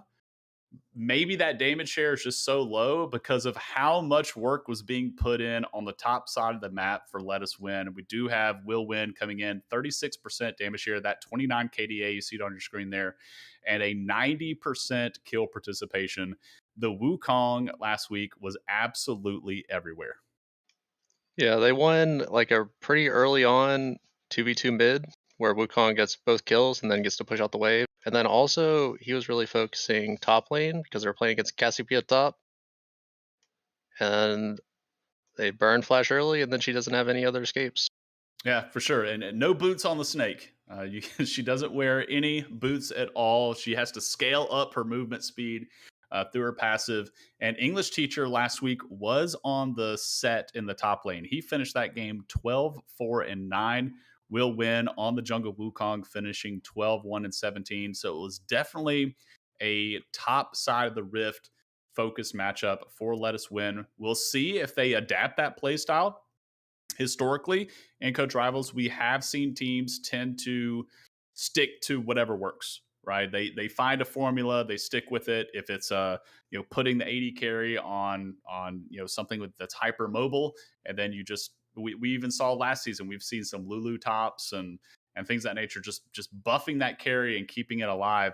And last week from Let Us Win, they seem to play through top lane. I'm wondering if they're going to mix things up this week. Maybe they're anticipating Bards of a Feather, expecting that, and then choosing to go through bot lane this week instead. I'd be interested to see another performance from Happily Zerg and Subs 9. It's too early to say that they're going to play that weak side all season. But it's definitely a possibility. There are some really strong picks in the top lane that can really snowball a game. Yeah, I mean, last week it could be pick dependent more than just their identity, I guess. Like, who knows what they do when they're not playing against a immobile mage top lane. Yeah, for sure. I think something too that may have hurt Bards of a Feather last week, they did have Kai'Sa Zillion bot lane, and I'm not really sure how I feel about that. I'm a huge Zillion fan. I think Zillion is also underrated, as I mentioned about Tarek. But when you see Kai'Sa, you typically don't pair Kai'Sa with a Zillion. It's usually some sort of hard engaged support. It's got a lot of CCs. You can help her stack the plasma, and she can get onto that back line. Do you have any thoughts on that Kai'Sa Zillion pairing? I mean, that's not the greatest 2v2 lane for Kai'Sa to be in. But I mean, they're just supposed to scale up, get to team fights, and then Zillion ult just carries team fights. But then, I don't know, some of their team fights went kind of badly. Yeah, and normally we talk about Ched in the support role for Bards of a Feather last season on the Pike, on the Pantheon. I would love to see him break that back out again. We may even have Mrs. Ched in the chat. She's joining in on Twitch, watching the matches sometimes. And he was a terror in Coach Rivals last season on those picks, drawing the Pike bans. Even and when Pike was banned, the Pantheon came through as well. So maybe he was just showing more of his versatility last week with the Zillion pick. But I would be interested to see him go back to a more aggressive bot lane support pick, especially going into Happily Zerg and Subs 9, who just based on the data did not seem to be around the map as much or hyper aggressive with that Caitlyn Thresh pick. So maybe Ched could be a difference maker and fixing Mantella rolling, getting some of those early kills with the aggressive support pick and putting him in a more comfortable position to be able to scale better into the mid to late game. Yeah, but part of the problem with that is with the durability changes, it's harder to get those early kills in lane. And so you end up getting outscaled a lot of times now with support if somebody picks like a more team fight support versus the more aggressive lane support. Yeah, for sure. And I think we're going to have a stylistic matchup, a different stylistic matchup between Rogue Otters and Will Win as well. Will Win, definitely a more aggressive jungler. As you mentioned, Graves, Kindred. We had the Wukong last week. Rogue Otters, in my experience playing with Rogue Otters, is more of a supportive kind of jungler. He broke out the Trundle last week. I know that he plays Rumble, but I know he played Rumble top lane. We haven't seen Rumble in the jungle in a while after the overheat changes, kind of came through. But it's possible he could break out something like that. But I think Rogue Otters may be playing not as aggressive of a style as Will Win. So maybe any scraps that take place early between those two could go in favor of Will Win. And we take a look at the top lane. We have Kardake versus English Teacher. English Teacher, we know, playing a lot of those bruisers, wanting to get in the face of the enemy top laner. He was playing Olaf top for a while, a few patches ago, and then with the most recent changes to Olaf, just this recent patch, he took some nerfs. So I don't think we're going to see that, but English Teacher, a very aggressive top laner, he does break out the Ornn from time to time. I have seen that. But Kardake, if I recall correctly, is an ADC main. So we could potentially, if the comps work out right, could even see a range top laner come out from. We did see I believe the Gnar last week from Kardake, but I wouldn't be surprised if we see something like a Lucian or a Vayne come out from him. Or Callista. That is a pretty solid top laner. Is it back? It's been back. It's never left. Because it was popular for a while and then it kind of faded away into obscurity.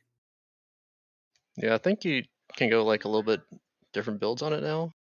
Like there's Triforce, there's well, I mean, you always go Hurricane. You can just go like this life drain tank Callista build. Do you tether to your jungler?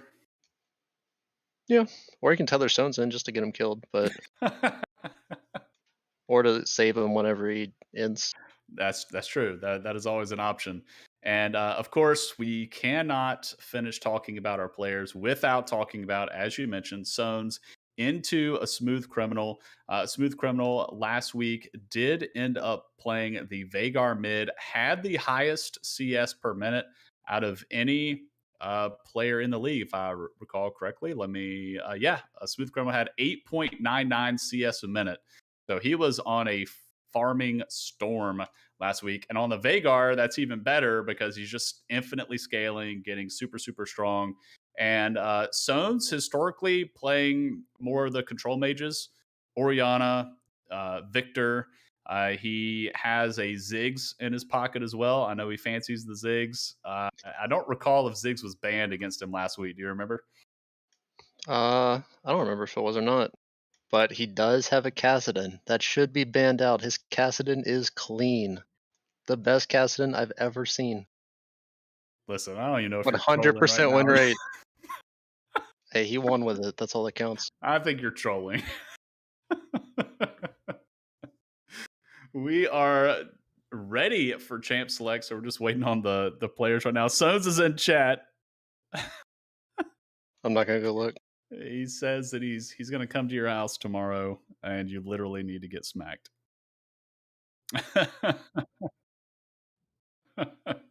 I mean, if it's Uh, anything like skill shots in League, I think I'll be good. so you're gonna have you have to play bring the Belveth over to Eric's house, Sons, and so you can land those slaps. Mrs. Ched is in the chat. Thank you so much for tuning in. But ladies and gentlemen, I see that blue band counter ticking down at the top of the screen. That means we are live. And just as we were mentioning the zigs, it does come through in the band. So there will not be Stones' Zigs coming through. In return, we do have the Kindred. We mentioned that. There's Ched's Pike being banned out as well. So some of these champions that we've already talked about in pregame coming through. The Gragas ban. Okay. That's an Gragas, I'm interesting one. assuming, is going up towards English teacher. I'm not sure. I played Gragas last night with Sones, and he told me that champ sucks. So now here we are. Yeah, that's listen. Anytime I have a conversation with you and Sons, I don't know what to believe. This is everything is just dripping with sarcasm. Hey, he.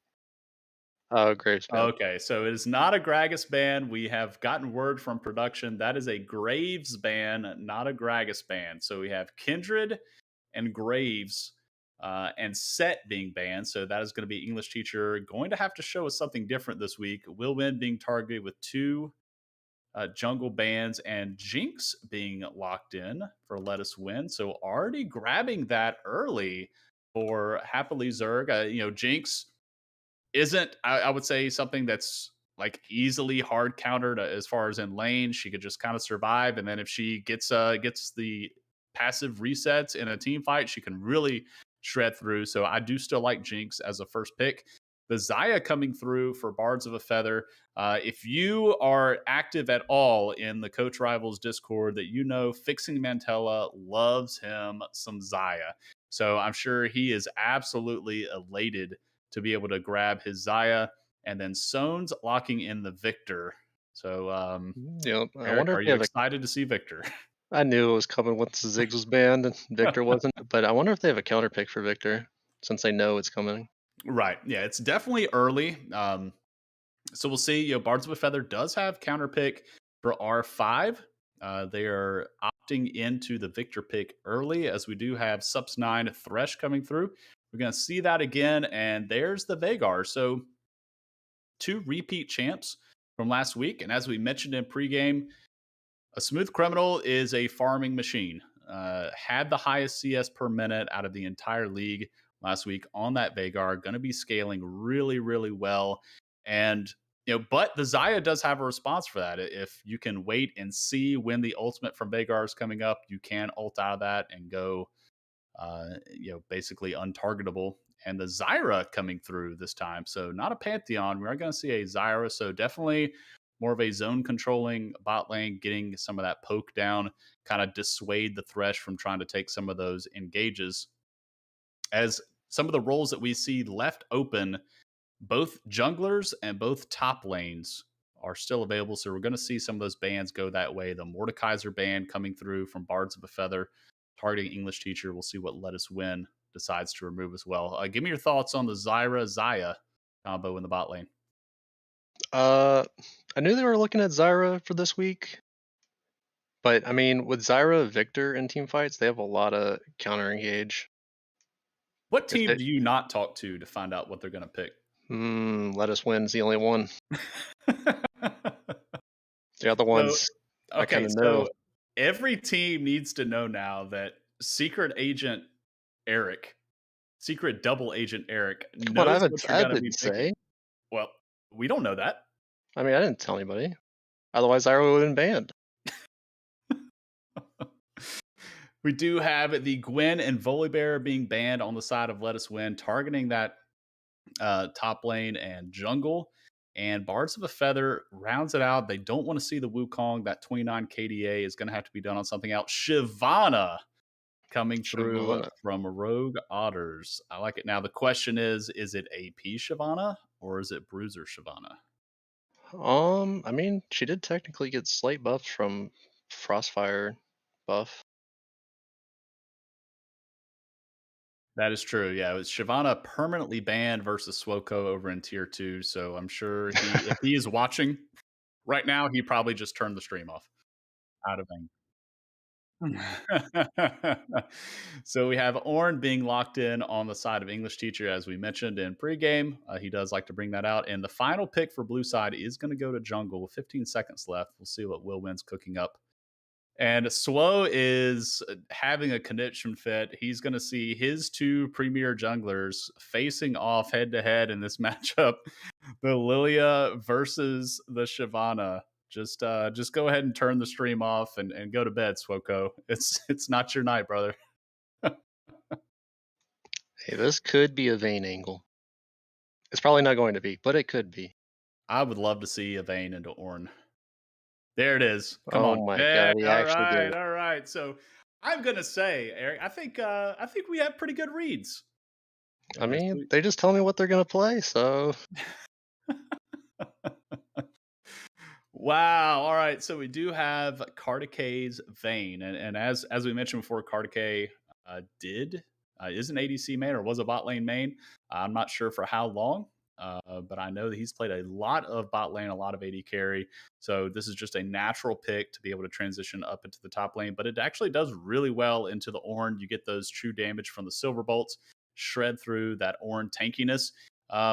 Yeah, and so now looking at this, I would almost, now that we see the full comp, now what are your thoughts on the Shyvana? I mean, it's pretty good. You could use it as like you could use the ult instead of using it to go in. You could use it as like to ult early and then just poke people off towers while you siege. She may just die instantly if she jumps into Veigar though. Mm-hmm.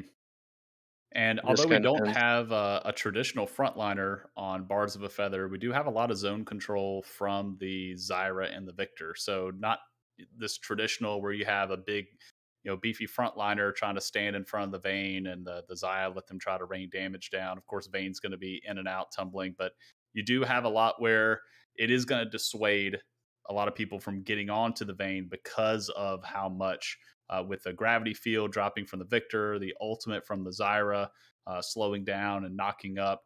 So we definitely have some protection for the Vayne, even though you don't have that kind of traditional comp. But then on the other side, this Lily in the jungle definitely going to be power clearing and has set up for ganks in every single lane, CC everywhere.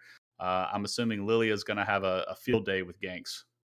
Yeah, but if everything's like even going into mid to late game, if Bards of a Feather get to objectives first, it's gonna be hard for Let Us Win to push into them.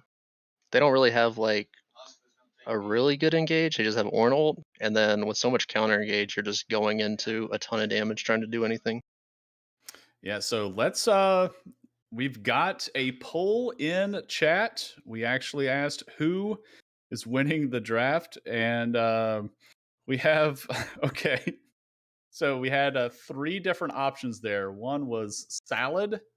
One was, I believe, lettuce. Lettuce win was salad, and then we have Rift happens next episode, and then the final one.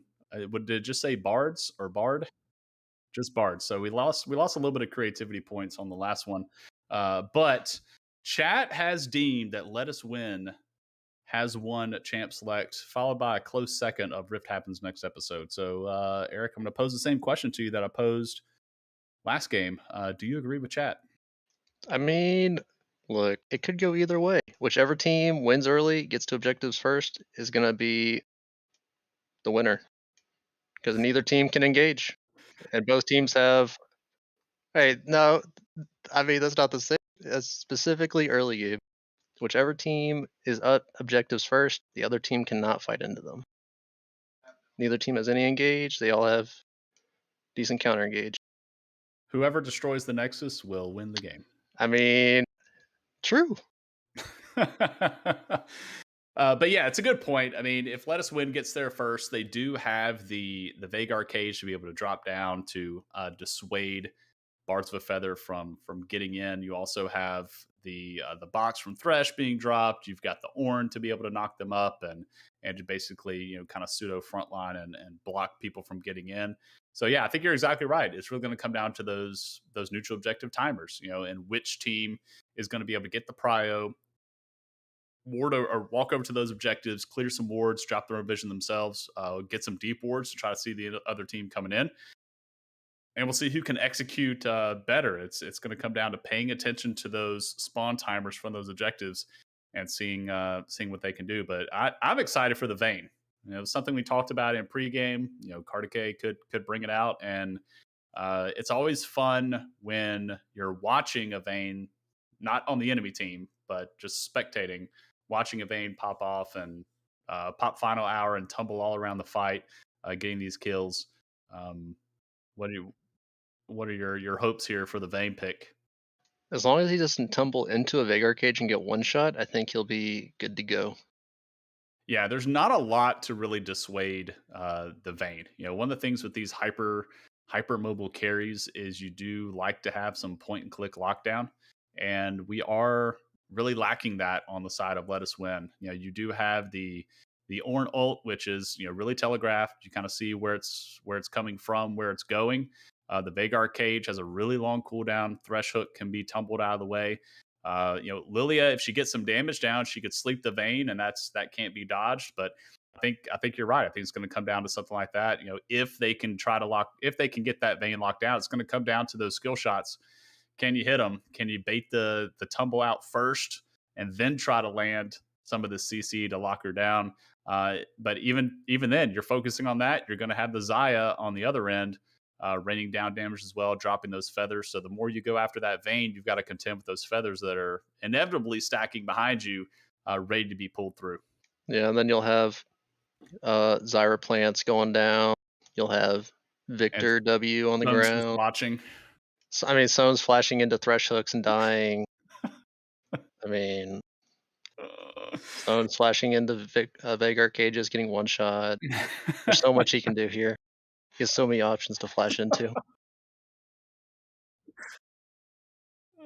Just running in a straight line, trying to run away from the Lilia ball, and then getting slept and dying.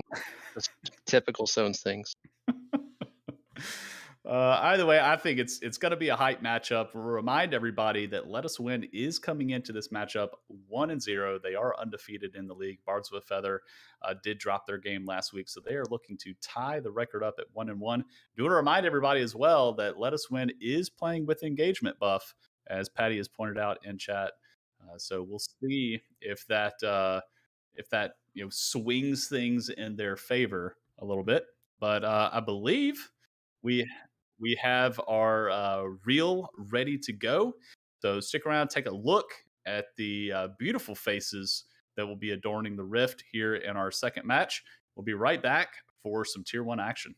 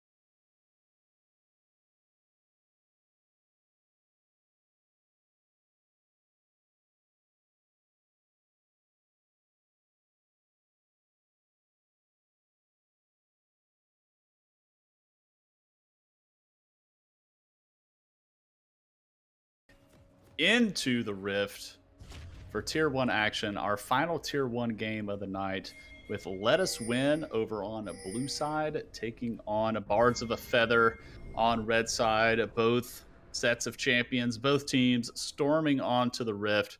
We'll see if anything cheeky happens here with this Thresh, see if we see maybe a level 1 hook going on. We do see both bot laners for Let Us Win going to the Tri-Brush. Gonna Yeah, it send looks like Jinx there. Go ahead. Yeah, it looks like they're both just gonna 5-point and not do anything fun level 1. Yeah, we need fun. We need some spice level 1. Honestly, should just be a full ARAM mid level Yeah, 1. that's Can't the go back way. till you die. that is the way. English teacher caught looking at his phone while Kartike walks up as the Vayne. Gonna get a couple of shots in. Just proc the bone plating.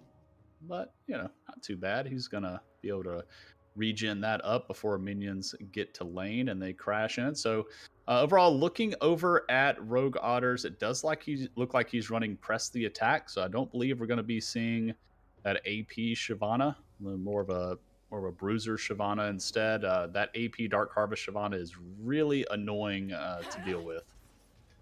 You can still go press the attack for the AP build. It just helps you through early game quite a bit if you ever get into any fights. I always run Dark Harvest AP Shyvana. Like it's full send. Hear about that explosion. Yeah. I like seeing people just absolutely disintegrate from 40% HP and then them type in all chat, what is that hitbox? That's my favorite thing to see. Is that, or why has Riot let this champ be so broken for so long? And we also, on the other side of the Rift, we are seeing Predator Veigar, which is pretty common. Helps you chase down, definitely if you're roaming, chase down into those other lanes and storm into a lane and drop that cage down. As we already see Kartike asserting his will into the ranged, into melee matchup, procking those silver bolts onto the Ornn. English teacher is not going to have a fun time in lane, already down about 5 CS. Looking across the Rift, Sones is holding his own so far into the Veigar. Does have the health advantage there, so looking to be a little aggressive. Sups 9 eating some damage as well. We are going to see a lot of poke coming through from Ched Zyra, really dissuading these hook engages from the Thresh. Yeah, Zaya has a ton of poke just with random abilities being thrown out. You don't even have to land Zyra's abilities. You just have to pop a plant near them and they just auto target the champions, and then you're good to go. Mission accomplished. You proc the spell thieves. You're getting gold for it the whole time, and as you mentioned, the feathers coming through from Fixamentella's Zaya is also going to be shooting through the minions too. So there really is nowhere safe to stand in this bot lane for Happily Zerg and Sups 9. They're going to have a miserable time as the first hook goes through, does connect onto Zyra, but that's going to be an engage or a trade of damage back and forth. And looks like fairly even across the board for both of those. But I do want to point out in that bot lane, we do have the Ignite on the Zyra and the Exhaust on Thresh. So these 2v2 engages, when they do end up finally breaking out, I'd be interested to see that Summer Spell usage and see if that turns the fight in either one's favor. Yeah, it'll really depend on the timing of both of them. If the Ignite comes out before the heal, or like if the Exhaust gets put on Zaya right before she pulls her feathers back. For sure, definitely, and these players are good enough to know when to do that. So both are going to be anticipating each of those actions, as we do have the push going through for Bards of a Feather in the bot side, getting that advantage, and then they are trying to push that out in the bot side. But chat, while you're paying attention, be sure to participate in our next prediction. Who is going to get first Drake, as we do have our first gank of the game. It's going to be Will Wins Lilia coming up to Kartike's Vayne. Hits the bowling ball, is going to get the pickup. That is first blood, and another engage in the bot side. The heal does drop, keeping Chet alive. Happily Zerg is burning down. That exhaust did drop. Now the heal comes through from Happily Zerg, going to keep him alive. Sub 200 HP. I would say advantage Bards of a Feather there, as then the root hits as well. But then a return hook onto Fixie Mantella, not quite in tower range. Man, this poke damage coming through from Bards of a Feather. They did get the successful disengage from that 2v2, and they're just continuing to rain damage down. Happily Zerg is definitely flirting with danger here, and there's the root from the pull of the feathers. The return hook onto the Zyra. The kill first drops over to Fixie Mantella. It is going to be a double kill, a 2-for-1 over on the side of Bards of a Feather. 1 kill each going to the Zyra and the Zaya. That's going to be the Vhagar Cage dropping down. Not enough kill threat there onto Sones, but he's going to continue to walk up and just give. He did flash into the cage. Well, as predicted. And he also walked forward to give Will Win a free Dark Harvest stack. So what a bro. While that is happening, we do have Rogue Otters going ahead and taking out first Drake for Bards of a Feather. Will Win trying to run them off. Does look like he's pushing further into that Tri-Brush. They do spot him on Ward. Kartike losing out on this trade with English Teacher. He is sub 300 HP. Does have the cleanse and flash still available. Does flash the second activation of the Ornn ult. So he's going to stay alive. But feels bad because he just got back to lane too. And he's already down health.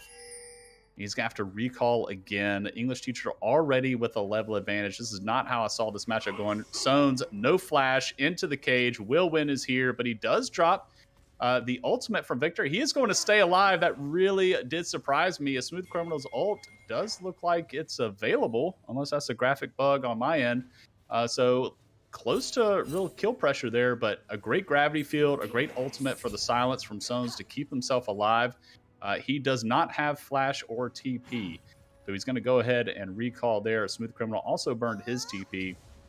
So Rogue Otter's coming over to help cover the wave, cover the lane a little bit, give Sones time to get back. Kartike just now getting back to lane, but he is still level 5, does still have the the cleanse available to him, but tumbles forward. Now he's on the opposite side of his tower. English Teacher taking this fight, but the silver bolts are hurting. There's the 6 for Kartike. Pops the ultimate, tumbles forward, flash coming out from Ornn's, and that's going to be him getting out to safety. As there's so much action going on the Rift, the auto director really doesn't even know what to do. Yeah, with that earlier trade top lane, the Ornn used W during the Vein Condemn, and it made him unstoppable, so he never got the pushback. It was just able to stay on top of him. And then Zones has to stay safe until his flash comes back up. They're just gonna try to chain gank him and run at him with Predator. Absolutely, and if you're looking at the scoreboard at the bottom, we are having a scoreboard bug there. The CS is not updating. This is something that has been a common problem since a couple of patches ago, so everything should be accurate now. As we take a look at the CS across the board, things fairly even. For everyone, Ornn does sport a CS lead in the top lane just because of being able to stay in lane for so long, forcing Kartike back. Kartike should attempt to even out that CS, but now he's pincered between two. Does have the Ornn there. Will Win. Blast cones over the wall. There's the knock up from the charge into the wall. That's going to be Kartike's second death of the game.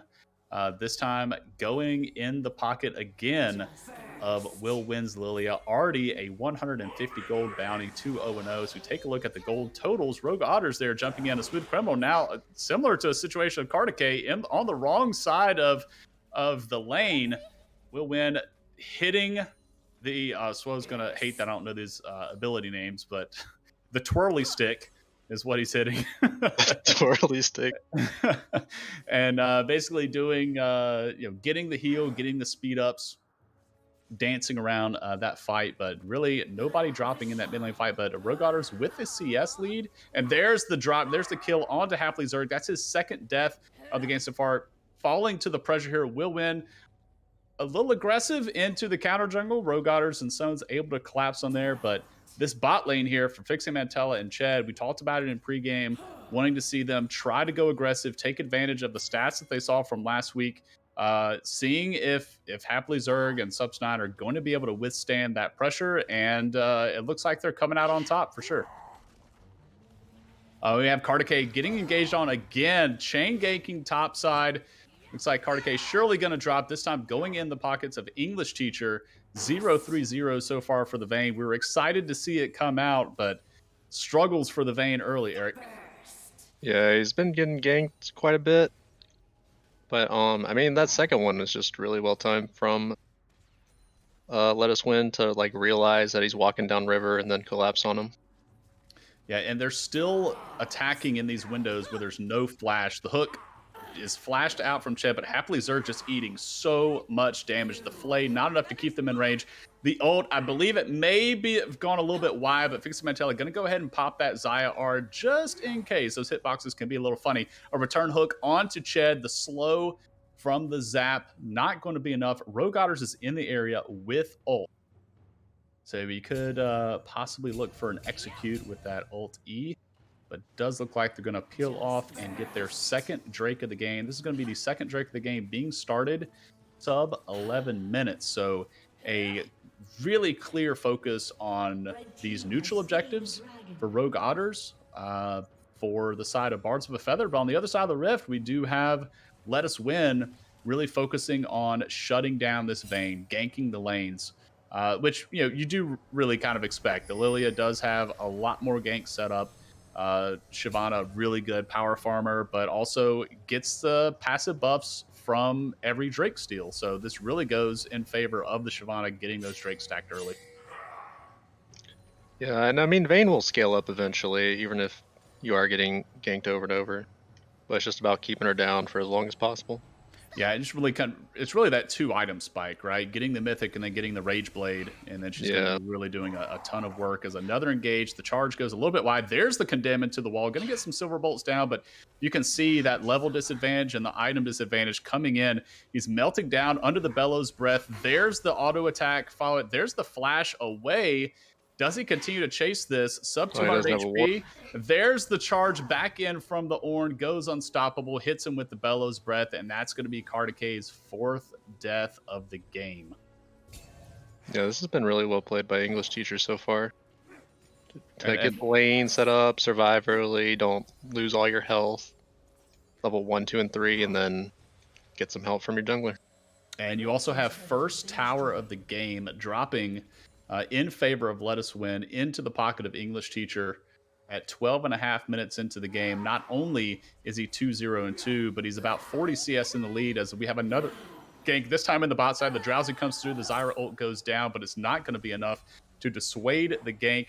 That's going to be Xayah's second death of the game. And now Fixie Mantella under tower all by himself, does pop the ultimate, does have a little bit of safety, pulls the feathers back, not enough to root anybody. Definitely not in tower range, just enough to clear the wave and survive. Will Win's going to wander up the river, possibly going towards mid lane this time on his incessant gank pathing. Yeah, taking a look at that scoreboard, 6,000 gold in the pockets of the Ornn. Ornn, memed as the assassin, bruiser, tank, carry.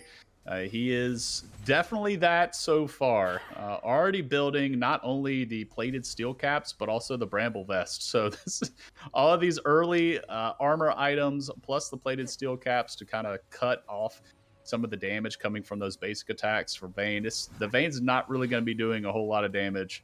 And already down a Mythic. Mythic on the Ornn, just a Noon Quiver and Berserker Greaves for the Vayne as Rogue Otters does go in on a Smooth Criminal, but not a lot of lockdown here. Sones is a little bit further behind, drops the Gravity Field, drops the ultimate onto Will Win, dropping the bow down onto the players, but not enough to get any kills. Looks like they're going to be a dissuade there, but another engage on the top side. There's the Ornn coming through. Can Kardek get away from the second charge? He cannot. He's slapped with the Bellows Breath. He's just willing down.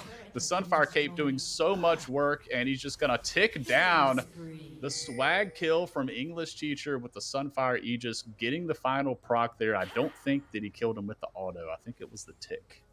I could be wrong, though. Yeah, I think he just needs to play safe top until he can get the Kraken Slayer. Yeah, Lilia ult coming down this time. It is going to be onto Sones, and wow, that health bar take a great shaking as Rogue Otters is here. Going to watch the Rift Herald drop. I don't think he's going to try and contest this. He does not have the ult to get over the wall. He could flash, certainly to his death. But that's going to be the Rift Herald going over to let us win. Leah's going to go ahead and grab that.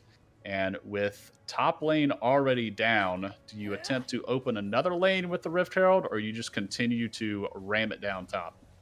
You gotta try to open up mid here. It's gonna be too hard to siege into Victor. Just wave clearing and Xayah wave clear, and even Zyra just throwing stuff out to kill minions. I mean, you really need to open up the map so you're able to put more pressure on Victor and other immobile carries.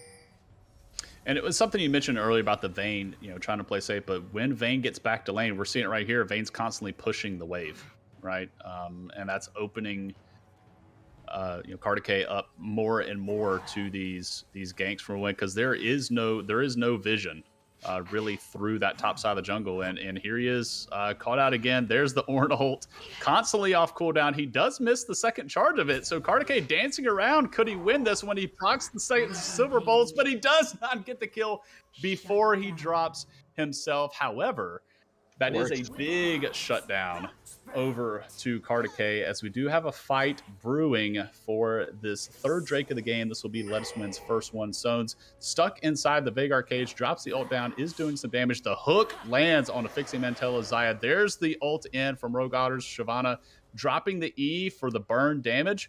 And it looks like Bards of a Feather has taken control back of this area. So now Let Us Win has to charge in. There's the second E from Rogue Otters. Burst damage onto a win. The TP now coming through from English Teacher. There is no TP on the Vayne. So this is a 5v4 in favor of Let Us Win, even though they're at a health disadvantage. That's going to be Ched dropping first, Fixing Mantella, taking some damage. Looks like he's going to definitely get away. He should be okay. He should miss the charge here. Rogue Otters is like, okay, I can't get anything else. I'm just going to get Gromp.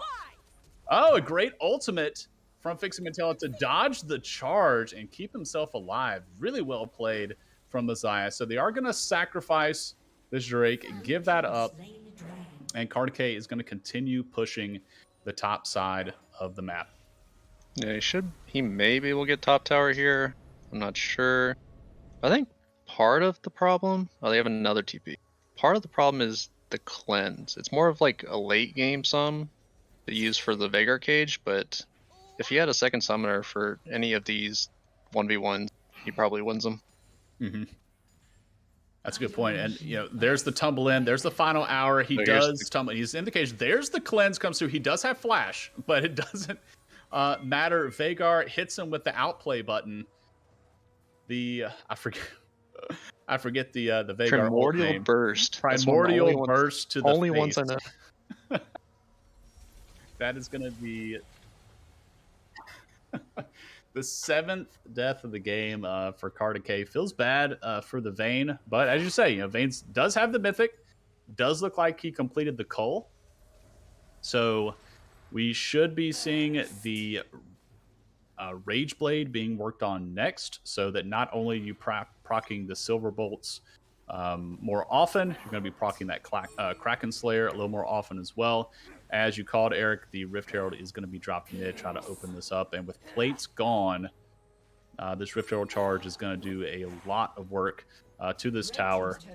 There it drops. The TP coming through from Sones to try to help defend the tier 2, but 5 players strong here. And Kartik, again, nowhere to be found. He is in the bot side, continue to farm up, continuing to push.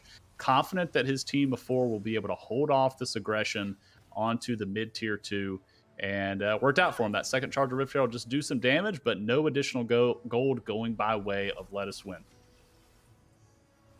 Yeah, I mean, this is the typical the Bow strategy that you see top lane from Scions, where you're not worth gold, so you just keep pushing. Yeah, what are you going to do? You're going to kill me for 30 gold? I mean, wave's worth more. That's true. So a little bit of vision control going on now for Bards of a Feather. They do have the push in mid, so it's going to give them an opportunity to clear out some of this river vision. They did miss a ward in that bot side mid brush. English Teacher in the area as well, dropping a control ward to be able to clear out the Bards of a Feather control ward. And now Kartik back into the bot lane as we take a look at the vision. Not a lot, no deep vision really for Let Us Win. So they are kind of pushing into darkness here, but they do not know where the Shyvana is going to be coming from. There's a Lilia pushing a little bit forward, sweeping along the way. So is shrouded in darkness as well. So we'll take a look and see what Kartike is able to get on his recall. And with Bards of a Feather getting the first 2 dragons, it's really going to buy them a lot of time for Soul, for Vayne to scale up, and for Victor to scale up. Yeah, great point. Great point. As Smooth Criminal is way behind enemy lines here, does drop the ult, but Ched is stuck in the baby cage. A great flash out, but there's a Lily ult down onto the Zyra. Sones trying to deal damage. He barely survives until Happily Zerg's ult comes through. That's going to be Thresh dropping as well in favor of Rogue Otters. All in all, a 1-for-1 so far. Here's Kartike in the fight, tumbling forward, gets the Silver Bolts onto 1, gets the Silver Bolts almost onto 2. English Teacher going to get that kill. He's here, hits the ult, dodged by Fixing Mantella's ultimate. That's going to be Ornn dropping as well. Fixing Mantella pushing forward Ched and Rogue Otters to support him. So the AD carry for Bards of a Feather stayed alive that entire time, and that's going to be Bards of a Feather from a gold deficit, winning a 5v5 team fight, dropping, I believe, 2. Yeah, only losing 2 and taking out 4 from Let Us Win. Yeah, and here's where part of the problems with trying to engage into this team come from. They don't really have too much hard engage, and then they're just able to kite it out and trade back a lot of damage and then chase them down at the end. And you're right, and you called it too. They really only have the one. You have the engage from Ornn, and then it's like, okay, I really hope we kill you. It's just Vygar walking fast at them. Yeah. But we did see a Smooth Criminal very aggressive play, wrapping around through the bot side jungle of Bards of a Feather, peeking his head out between the tier 1, tier 2 gap in the jungle, dropping the cage, a little caught out, had a Zanya's and a good flash out of that. But then, as you mentioned, the return fight, the chase down from Bards of a Feather was just too much for Let Us Win to handle. And now with the 4th Drake of the game spawning here in 3 seconds, Bards of a Feather have full control of this area. So Let Us Win is going to have to walk into it, and they are 5 players strong. We have a 5v5 team fight coming up here. Here's the Ornn Horn coming through from English Teachers. A split fight, 3 members of Bards of a Feather out of position, 2 in the front line. Ched is all by himself as Desire. He is going to drop to a Smooth Criminal. Now the fight is swinging in favor of Let Us Win. That's going to be a 3rd drop for them, and 2 dropped on their side as well. A double kill for Kartike, but also a double kill in favor of Will Win's Lilia. All in all, a 4 players dead for Bards of a Feather and only 2 on the side of Let Us Win. You definitely saw, Eric, I'm sure you saw what I saw. 2 members of Bards of a Feather look like Rogue Otters and Ched near the Dragon Pit, and a little bit of mixed communication. I believe Fixie Mantella, Sones, and Kartike were all peeling back up towards the jungle. Yeah, they had 3 people in the side bush, and then like 2 people on the bottom side of near Dragon, and then English Teacher got a 2-man knockup with Ornn, was able to do a lot of damage. Yeah, and a couple of those kills got finished off with the Jinx rocket. Yeah, for sure. Definitely a well fought from Let Us Win, and we saw in the previous fight how Bards of a Feather, they can win these team fights. They definitely need to be on the same page, and it looked like in that one that they weren't. Kind of split comms, didn't maybe peel off together. Ched caught a little bit out of position, got pretty much ganged up on. It looked like 4 members were all raining damage down on him. I think he was maybe able to drop the ult, but beyond that, not a whole lot doing. And that's going to give Let Us Win their 2nd Drake of the game. It is a Hex Tech Drake, so we do have those Hex Gates coming through. And they're already up to 2. And who would you say, I guess, benefits the most from this Hex Soul? I would say Bards of a Feather benefit more from it. They have more people that are just able to proc it in general. But I mean, either way, whoever gets it, it should be enough for them to win this game. Yeah, it's a strong soul in general. I mean, both teams would definitely be happy to have it, for sure. Hexgate's gonna add an extra wrinkle to traversing the rift. We do have a flash coming through from Ched to get out of the Vagar cage. The Lilia bowling ball only lands onto one, so I don't anticipate the sleep coming through. So there we have a little bit of a siege trying to go on, but some really good wave clear on the side of Bards of a Feather. I think it's going to be difficult for Let Us Win to try to siege these towers into a victor. Yeah, that's part of the problem. They don't really have a ton of siege. They can't really split either. It's just about waiting for dragons to stack. So we do have Baron up, and the next Drake is in 242. There's the hook onto the Shyvana. Shyvana should be okay. If she gets in trouble, she can ult out. The bowling ball only hits, once again, onto Ched. No sleep coming through. Fire cages have blown so many flashes this game, though. He's blown like a couple of Zyra flashes. He's blown a couple of Victor flashes. Take a look now. It looks like Kardake is kind of given up on the side lane pushing to farm up. He did go Bork instead of Rageblade as second item. But he's still sitting. It looks like he's still sitting on his Cull. So he never sold it, which is interesting. We do have a Baron attempt started. There's the Drowsy only onto the Victor. He should be fine. He got far enough away. Here's Kardake with the final item. There's the Q sword and the flash, but he's eating a ton of damage from the Smooth Criminal. Shyvana dives in, dropping the damage down. Kardake still alive. Finally does drop. There's a huge Zyra ult getting two. A Smooth Criminal is going to drop as well. So far, a 3 for 2 this time in favor of Bards of a Feather. What an aggressive play from Kardake, burning both the cleanse and the flash. He's like, all right, boys, I'm tired of split pushing. Let's fight. I mean, he bought a lot of time even just going into them like that. Yeah, we did see a couple of Vagar Qs go a little wide, and that's just because it was such a chaotic fight. The Ched Zyra ultimate was huge. Had the root drop down, hit it onto 2, knocked up a Smooth Criminal, and then one more. Definitely that was a great fight for Bards of a Feather. And it was kind of like you said, Eric, it was one of those where Let Us Win they were on the back foot, right? They were trying to really disengage and get away from that fight, and Bards of a Feather were just pushing it, right? And saying, no, you're not running away. We're going to fight this no matter what. Yeah, and part of it was that Lilia ult was down. He used it to blow the Victor flash, but then they ended up having to take a fight right after and didn't have it up for that. Yeah, so great cooldown tracking there for Bards of a Feather, knowing that they had the advantage with those major cooldowns being down. There's the Vagar Predator.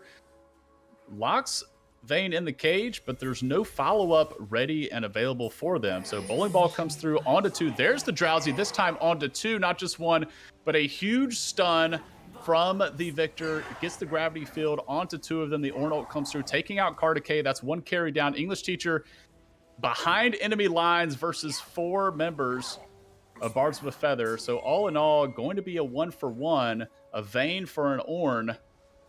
But the major engage tool for Let Us Win is gone. And here's the dash in from Shyvana, getting some damage down onto Happily Zerg. Will Win getting really, really low.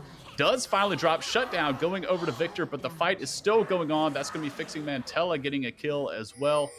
Happily Zerg drops the Ched's Zyra, and that should be the Drake, the third one for Bards of a Feather. Oh, this is, why does it say Ocean in the upper left? Does anybody else see that? It's just a classic bug. That fight over by Blue Buff would have gone way worse. Victor got like a 3-man stun, but then right as he gets the stun, Vagar gets the stun on 2 of them. Yeah, it was really, I saw so many stuck in the gravity field. Do you want to talk about Stones TPing into Vagar and getting one shot, or I'm gonna let you do it. We gotta ignore it. All right, we'll ignore it. I'm losing my composure. We've gone off the rails. Taking a look at the gold at the top of the screen, there's a slight gold lead, an ever so slight gold lead, a 700 gold lead. And only 700 gold lead in favor of Let Us Win. And that was a huge shutdown. That was Lilia's first death of the game, and it did go into the pockets of the Victor as Kardake sees the Ornn, push forward, but Condemn goes a little bit short, but Ched is out of position again, collapsed in a 2v1. Kardake pushing forward, does not get the second connection of the Ornhorn onto himself. Rogue Otters was there for backup, but he was just a spectator. That is a solo kill going over to Cardicay's Vayne. Looks like Vayne has made it to scaling up to fight the Ornn. You got the 2 items in. It is go time. And it looks like he's still sitting on his cull. I mean, you might as well. If you can't buy an item when you sell it, then there's not much point. True. But I did just see, if my eye sees correctly, we have a QSS on the he needed a second cleanse. We are full on carry pants mode for Cardicay's Vayne. Not only is he rocking the cleanse summoner spell, he has also bought a QSS. So now we have the cleanse. You hit him with another form of CC. He's going to QSS that. His flash should be off cooldown in time for the next fight. All in all, yeah, you're exactly right. The Vayne has come online at 11 deaths. The classic Yasuo strategy. I mean, and then fixing Mantella is going to get Infinity Edge here before the next dragon comes up. Probably. Yeah, for sure. And that's going to give him that 65%. There's it looks like a 2-man sleep, possibly a 3-man. Wilwin going in, not enough to kill Cardicay, but he does go Zanya's, does flash out Cardicay. There's the cleanse. The QSS was not used. He was blown up before that, but then Subsnine is going to drop. Here's the re-engage for Bards of a Feather. They do drop a second one. That's the Jinx gone. English teacher limping away. Sone's chasing down with the victor. Will win. Sub 500 HP off to the side. They are 4 players strong, our Bards of a Feather. 2 down for Let Us Win. This is a Baron angle for sure. It may be tough for them to get this Baron. I mean, you do have the Silver Bolts. They should shred it, and Will Win, really, if he comes to contest it, he just dies. So they're walking into no vision, so it was a bait the entire time. The Death Brush, they do drop Will Win's. Lilia, the Ornn is soon to follow, and a smooth criminal, the little Yordle, hopping away only to tell the tale of the time that they tried to stop Baron. Yeah, the bait was a really good call. I don't know if they could have just sat there and done Baron with Vigar walking up at him. And then they would just, yeah, they got it. They got it. He's got smite. He's going to have the smite. There we go. So a little bit of scary health bars ticking away there, but that is going to be Baron buff on all 5 members of Bards of a Feather. So any of their teammates that had gone to grayscale in that previous fight were respawned in time for that Baron take. So 5 players strong. Surely we're going to see Cardicay going back to that split push with the Baron buff. We'll get top tower here. Ornn looking like he's drifting that way to try and stop the tier 2 from being taken, but I do anticipate that tier 1 top dropping. We do see some deep wards in the top side of the jungle for Bards of a Feather to try and protect that Vayne, but looks like he's going to recall. I think he has another item available. Does get the... Can he finish it? The Rage Blade. But it looks like he recalled just to recall. Unless he bought an elixir, which I can't see. I mean, it's definitely worth it for him to come down for this dragon fight. Yeah, for sure. 30 seconds. This is Dragon Soul. Yeah. I mean, if he got... And there's no TP, he should have got right? a pot if he could have... Does Ornn has TP? But no TP for the Vayne. TP on Vayne, yeah. We do have TP on Sones, though. I haven't seen Sones really splitting to try to join a team fight later. He's been using it more to get back to lane to try to defend the push. Well, the one TP I saw to come back to the fight was not it. We were going to talk about that one. Oh, right. I forgot. Here we have so they need to try to stay together here and kite back. Yeah, definitely not want to see that same team fight fiasco that we had. Ched off to the side, maybe looking to drop some plants and an ult from an angle where they're least expecting. He is wrapping around, though, into the banana brush for mid. There's the ult from the Ornn. Only knocks up 1. The charge onto Cardicay is going to hit them, but there's the disengage from Let Us Win. They did not do enough damage. The sleep is going to drop down onto 2. Xayah sleep in the air. Blue team has stolen the Drake with Vhagar. Rogue Otters dives in as a Shyvana, dropping some damage down. Xayah does drop to Lilia. This is a swung team fight, this time in favor of Let Us Win. A triple kill in favor of the Lilia. They started that second part of that fight with low health bars. They tried the initial engage, got whittled down early, and like we saw in previous fights, Bards of a Feather could push into that and end up getting the win, but I think a crucial catch out, English teacher being able to knock up Cardicay on the side, and then that sleep being able to hold up several members of Bards of a Feather just still and let that damage rain down really swung that fight, even from a health disadvantage. Yeah, and then that Vigar Q did like 800 damage to the dragon to secure it. Yeah, what a play there from a Smooth Criminal. That is going to bring them back over, tie up Soul Point, and happily Zerg could have gotten the inhib there, but respawn's coming through. We'll see if the minions are able to do the work for him. Yeah, the swag inhib take there, letting the minions do the work. I like that. Really heads up play. I mean, now we got Soul for both teams coming up in 3.5 minutes. Yeah, so we're definitely going to see another banger of a fight coming up soon for sure.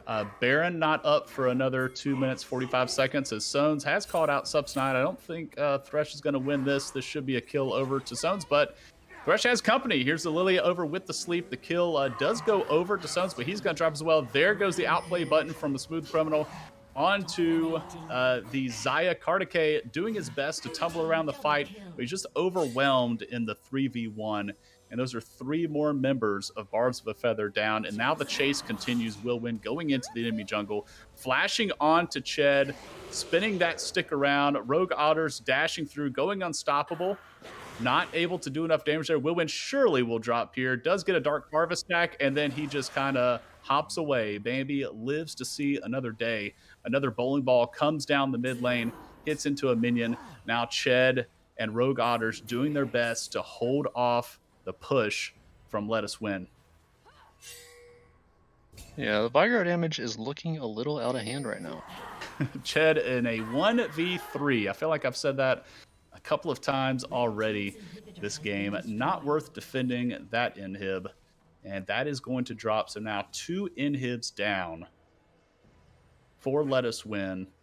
Bards of a Feather definitely going to have to work on cleaning up their base with those super minions. Going to be pouring in shortly. They do have a little bit of time, though. You have about 75 seconds until Baron spawns. English teacher spotted on a reset. So really, I think Let Us Win, they are tempted to stay on the map here because of how soon Baron is going to be spawning. They don't want to give up all that vision and let Bards of a Feather set up early, but they do have some low health bars. Yeah. I mean, they gotta try to keep up as much pressure as they can while some people reset. But, I mean, Vigar has to get rid of these pinks at some point to get Void Staff. Yeah, taking a look, we have bounties on 3 members of Let Us Win. 500 gold on the Lilia, 600 gold on the Vagar, 250 gold on Happily Zerg's Jinx. It is going to be very, very different stats this week from what we saw last week for Happily Zerg. I'm sure he's happy to have a bounce back performance tonight, doing a lot more damage this week, putting the carry in the name AD carry, putting out a lot of damage. 271 CS, does have the most CS in the game right now, out farming Sones' Victor, and out farming a Smooth Criminal, who has shown last week that he is a farming machine. So Happily Zerg have a great bounce back performance. And I wonder if they'll just be able to burn down Baron without anyone doing anything. Yeah, we do have the percent max health damage coming through from the Lilia. That's going to do a lot, as well as the Jinx. Rogue Otters, see if he tries to go in the steal, but he is going to be hooked before he can dash in. Here we have the fight breaking down, but Thresh already down. Cardicay caught out of position versus 2. That kill is going to go over to a Smooth Criminal. Now Ched, and this time it's not a 1v3, everybody. It's a 1v4, and he is going to drop. That's going to be 2 members. They maybe will just end right down. here. I believe that, yeah, I think you're right. I think they're just going to charge down mid lane. They do have the buff from Baron. They have supers coming in through the bot lane. They already have supers in the mid. They have double supers in the mid lane. They are holding off Sones and Fixing Mantella at the top tier 3. That's going to be the Vagar ult coming through, taking out the Victor. Fixing Mantella doing the best he can, dodging out the Jinx ult. Barely gets tagged by the Zap. Rogue Otters stuck at his tier 3 top tower, while 2 members of Let Us Win says, fine, just you can fight the rest of the team. We're going to trade your necklace for it. And that is going to be game number 2 going the way of Let Us Win. Wow. What a game. They end up finishing that with about an 8k gold lead. Man, that could have gone either way. Both teams were one fight away. Yeah, I mean, it really was really back and forth. I remember at one point there was only like a 700 gold or a 400 gold differential between the two teams. But really, what a war, what a battle between those two teams. We really see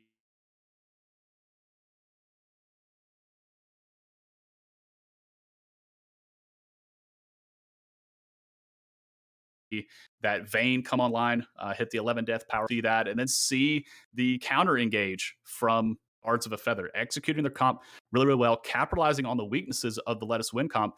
But really, the scaling from the Vagar, being able to just insta delete one of the carries of Bards of a Feather ended up being too much because it doesn't matter how many cleanses you have, you can't cleanse a Vagar ult. Yeah, watching him cleanse the cage and then just tumble into getting one shot it made me sad. It was something. So unfortunately, all right, so stats are busted. We're sorry, we do not have those for you. And unfortunately, that's going to be Bards of a Feather dropping to 0 and 2. And Let Us Win is going to be standing alone at the top of the standings at 2 and 0 in sole possession of first place. But again, really good performance here. Great to see Happily Zerg and Subs 9 really, coming back as we took a look at the stats from last week. It was a top centric matchup, and this week we had English teacher on Orn duty, which normally when you see the Orn, I'm thinking weak side, but Lilia was like, "Hey, we'll just chain gank the Vayne anyways," and then we had Orn at one point at 2-0 and 2, a full 3 items over the Vayne. Orn getting solo kills, killing the full tower. I mean, Jinx and Thresh really came back after having a rough laning phase. Yeah, it was definitely tough. We could see the aggression from the Xayah Zyra lane, putting a ton of pressure onto the Jinx and the Thresh, constantly being poked out, stuck under their tower. It's hard to dodge those plants and the roots, and then you have to worry about the feathers being pulled through. So great aggression from the bot side of Bards of a Feather, but unfortunately for them, Let Us Win did have that scaling in the Vagar to be able to come through. The Lilia was absolutely out of control. We did have the neutral objectives early going the way of Rogue Otters, but all that gank pressure coming from the Lilia, be able to keep the laners of Bards of a Feather down, those neutral objectives didn't really end up helping them out too much later on. Yeah, I mean, they were just one steal away from potentially being able to win all those fights, but the Vagar stole it with a Q, did more damage than Smite. I mean, just unplayable. So it's time to buff Smite, I guess. Time to buff Smite. Please, Smite 2K. All right, so before we let you all go, we'll remind you that we do have a tier 2 matchup, a reschedule that's going on tonight. That is going to be streamed, and we are sharing that stream. Cooper, in my ear, is that correct? Yeah, I'm gonna come into this Clown Fiesta live. Okay. Yeah, so we are gonna be sharing this stream. It's gonna be a cross host. One of our coaches, Loki Doki, has a student who apparently is super into production and asked to coach their reschedule. And so, of course, we said that sounds amazing. So I'm excited because this kid uses vMix and like that's professional. So I was like, oh, okay. so Awesome. so he's Awesome. got I'm his looking forward to it. casters, he's got a color commentary, he's got a play-by-play. They've been doing some tournaments and some stuff local. So it's a great opportunity that I'm excited to watch it. So that'll be at 10:30 Eastern. So in like 25 minutes, we'll start that up. Awesome. So everybody stick around, take you a break, go get you something to drink, maybe a little bit of a snack, cool down a little bit from that banger of a matchup we just watched, and get ready to tune in for some tier 2 action as well. So for Cooper in the production booth, for Eric down there, the Team Tragedy jungler, and for myself, Nishama, thank you so much for tuning in to our tier 1 week 2 action tonight. And again, check out our partners. Go buy a jersey off of Esports Gear. We'll see y'all next week. Yeah, and we'll just keep this stream up on the BRB screen until that host. So I'm yeah. taking a break. No, you're good. Y'all are done. Y'all are done. You're good. Thank you. Everyone did great. Great stream. Great chat. We love you. Eric, come by anytime. I'll be sure to do that.